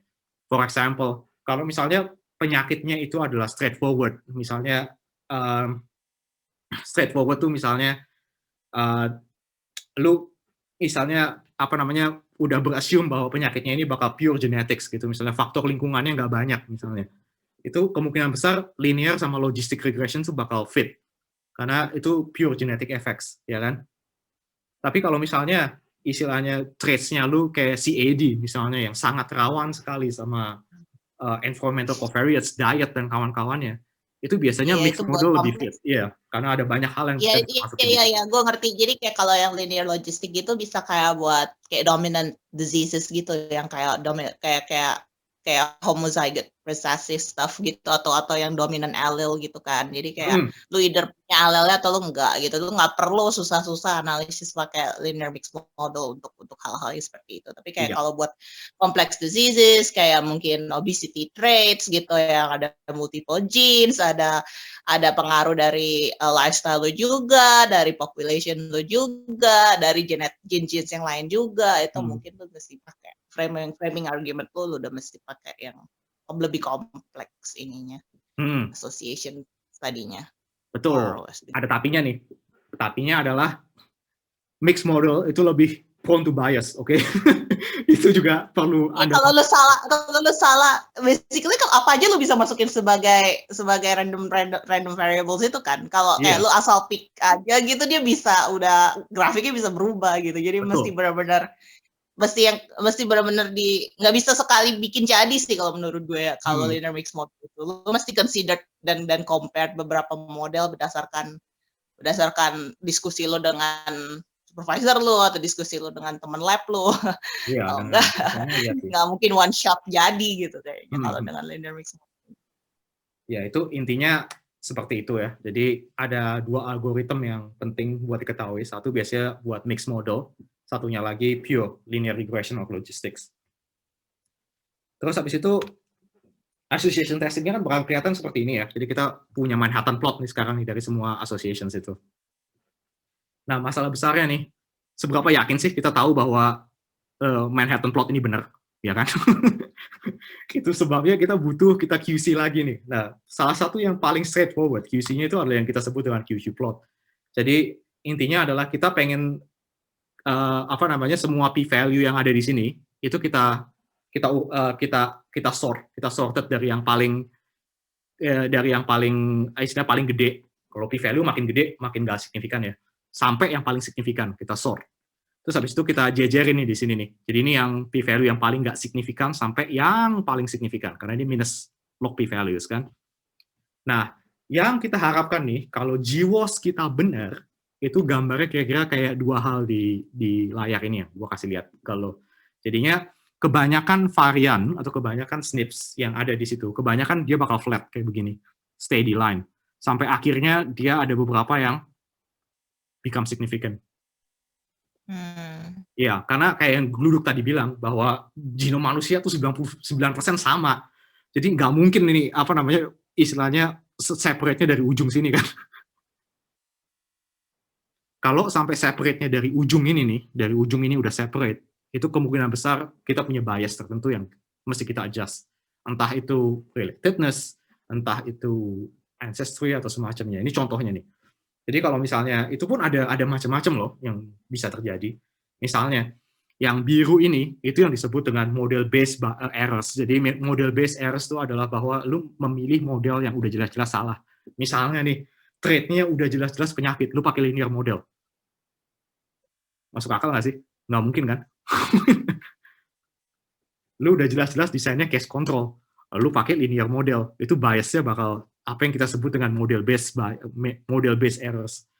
Kalau misalnya robust error, itu maksudnya adalah error-error yang kita bisa adjust pakai, misalnya dia terjadi karena ancestry atau karena relatedness. Itu kan systematic error ya, jadinya itu masih bisa kita adjust. Jadi kalau misalnya kita masukin covariate yang lebih, misalnya, oh ternyata kita tahu nih, bias kita ternyata kemungkinan besar, kita udah assume modelnya benar ya. Kita misalnya tahu modelnya kira-kira udah benar, wah ternyata kenapa masih bias ya? Apa karena kita perlu masukin ancestry covariates yang lebih banyak? Nah itu kita bisa adjust. Nah kalau kita bisa adjust di situ, dia bakal jadi bisa back to inline seperti ini. Tapi kalau misalnya salahnya adalah model, itu nggak ada obat loh. Dia bakal tetap kayak begini mau di-adjust gimana pun juga. Masuk akal nggak sih? Oke, saudara-saudara, paham ada 2 macam error. Jadi satu modelnya, Ya, satu. paham. Oke, amin ya. Oke, karena kalau salahnya apa tadi tuh? Yang biru ini Syah, itu adalah kalau lu milih modelnya yang salah. Misalnya nih model yang salahnya. Iya, karena splitnya dari bawah kan. Kenapa? Iya. Halo? Iya, karena splitnya dari depan kan. Iya, betul. Jadi dia ada sistem. Halo. Kalau yang satunya ini, itu kemungkinan besar karena biasanya ancestry atau relatedness atau semacamnya. Nah, itu splitnya tuh juga kayak begini. Tapi bedanya di antara 2 ini adalah, misalnya karena ancestry, karena relatedness itu bisa di-adjust. Kalau kita masukin adjustment, bisa lurus kayak begini lagi. Tapi kalau model error atau model yang lu pilih udah salah, itu nggak ada obat. Sih, ini bakal tetap bias seperti itu. Oke ya. Maksudnya kita salah milih masukin covariate gitu. Ya, salah variat. Kalau model yang dipilih salah. Iya. Desain lu salah, datanya tapi lu pakai linear. Iya, desain mana yang random, mana yang kagak. Iya, betul. Oke, iya, betul. Alright. Oke. Terlalu banyak random effect gitu, pakai linear model, chipboardnya bakal keluar aneh kayak gini. Gitu ya maksudnya. Betul. Terus habis itu selanjutnya nih, kalau kita udah QC dan menurut kita udah masuk akal di sini, terus habis itu ya hasilnya nih dari sini yang cuma bisa lihat gampang sih. Ini kalau untuk hal yang gampang ya, itu bakal kelihatan seperti ini. Jadinya GWOS peaks-nya di sini, kita bisa lihat LD-nya sudah masuk akal di sini. Terus habis itu ya jadi ini yang gampang ya. Jadi kita bisa lihat snip-nya di sini, LD-nya sebesar ini, terus masih fit sama recombination rates-nya, jadi ini masuk akal, terus habis itu genes-nya cuma 1 di situ. Ini yang gampang. Kadang-kadang masalah besarnya nih, ketemu yang kayak begini. Jadi LD blocks-nya besar, terus ada banyak genes yang terlibat di situ. LD blocks-nya besar, ya ini yang susah, tapi itu sebabnya kenapa nanti dalam tahap selanjutnya kita perlu ada yang namanya fine mapping. Jadi kita mesti cek lagi genes mana yang sebenarnya terlibat di situ.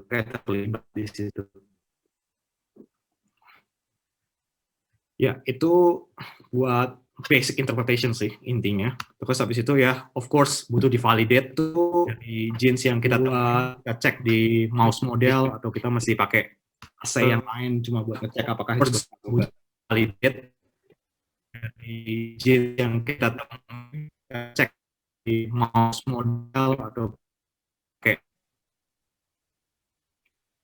Oke, terus habis itu dari validation habis itu ya, terus selanjutnya nih kita bahas tadi kan GWOS ya, kira-kira gimana. Terus strength and limitations ya. Ini strength-nya nih. Yang paling jelas adalah there is almost no assumptions. Kayak gimana. Terus the only assumptions is we just assume it's paling jelas that population genetic structures. That's the only assumptions there. Second is actually the methodology is quite flexible. I'll show you later why it's flexible. And last is actually because the logic and rational is rather easy. Maksudnya rather easy itu nah, kekurangannya ini tadi yang sebenarnya udah kita mention di tengah-tengah juga karena banyak yang nanya. Jadi itu sangat bagus sekali. Jadi first is association doesn't mean it's causal. Omongannya adalah ya kayak misalnya nih asosiasi antara rambut putih sama penyakit jantung. Itu 80% loh. Tapi kan bukan berarti rambut putih menyebabkan penyakit jantung kan. Pasti ada sesuatu yang lain kan. Atau penyakit jantung menyebabkan rambut putih. Enggak juga kan. Ya itu intinya adalah di sini association itu doesn't make necessarily causal. Jadi butuh nanti ada banyak analisis di belakang sana yang buat nyoba apakah dia causal atau enggak.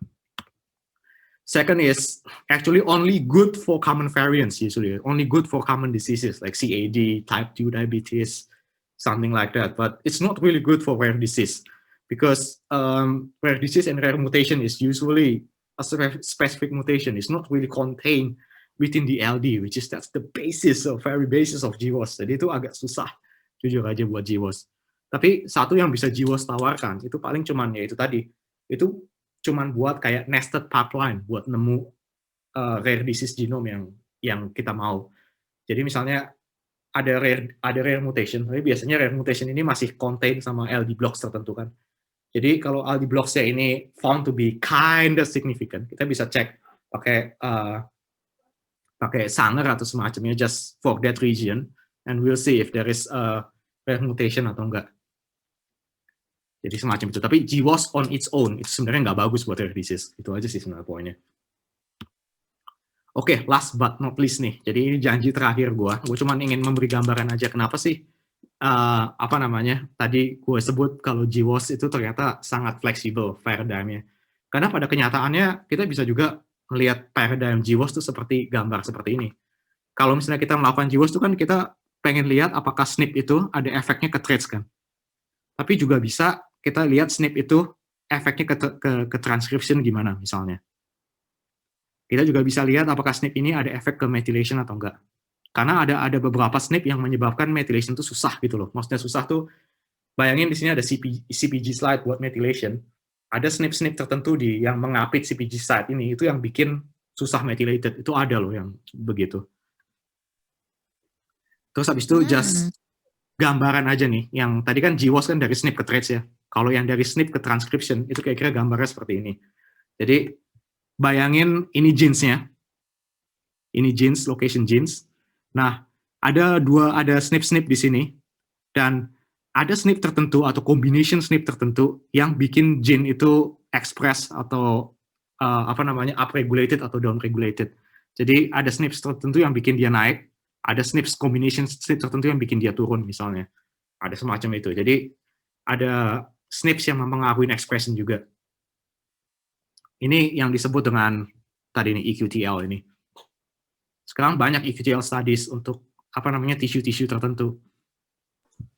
Bisa di-repeat nggak explanation QTL? Tadi gua nggak dengar, internetnya hilang. Jadi expression QTL itu intinya adalah kita hubungin SNP association-nya nggak sama trait, tapi sama rate of transcriptions of a certain genes.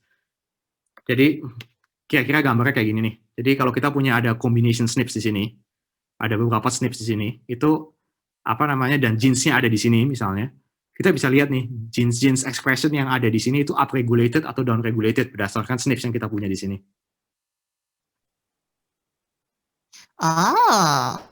Oke.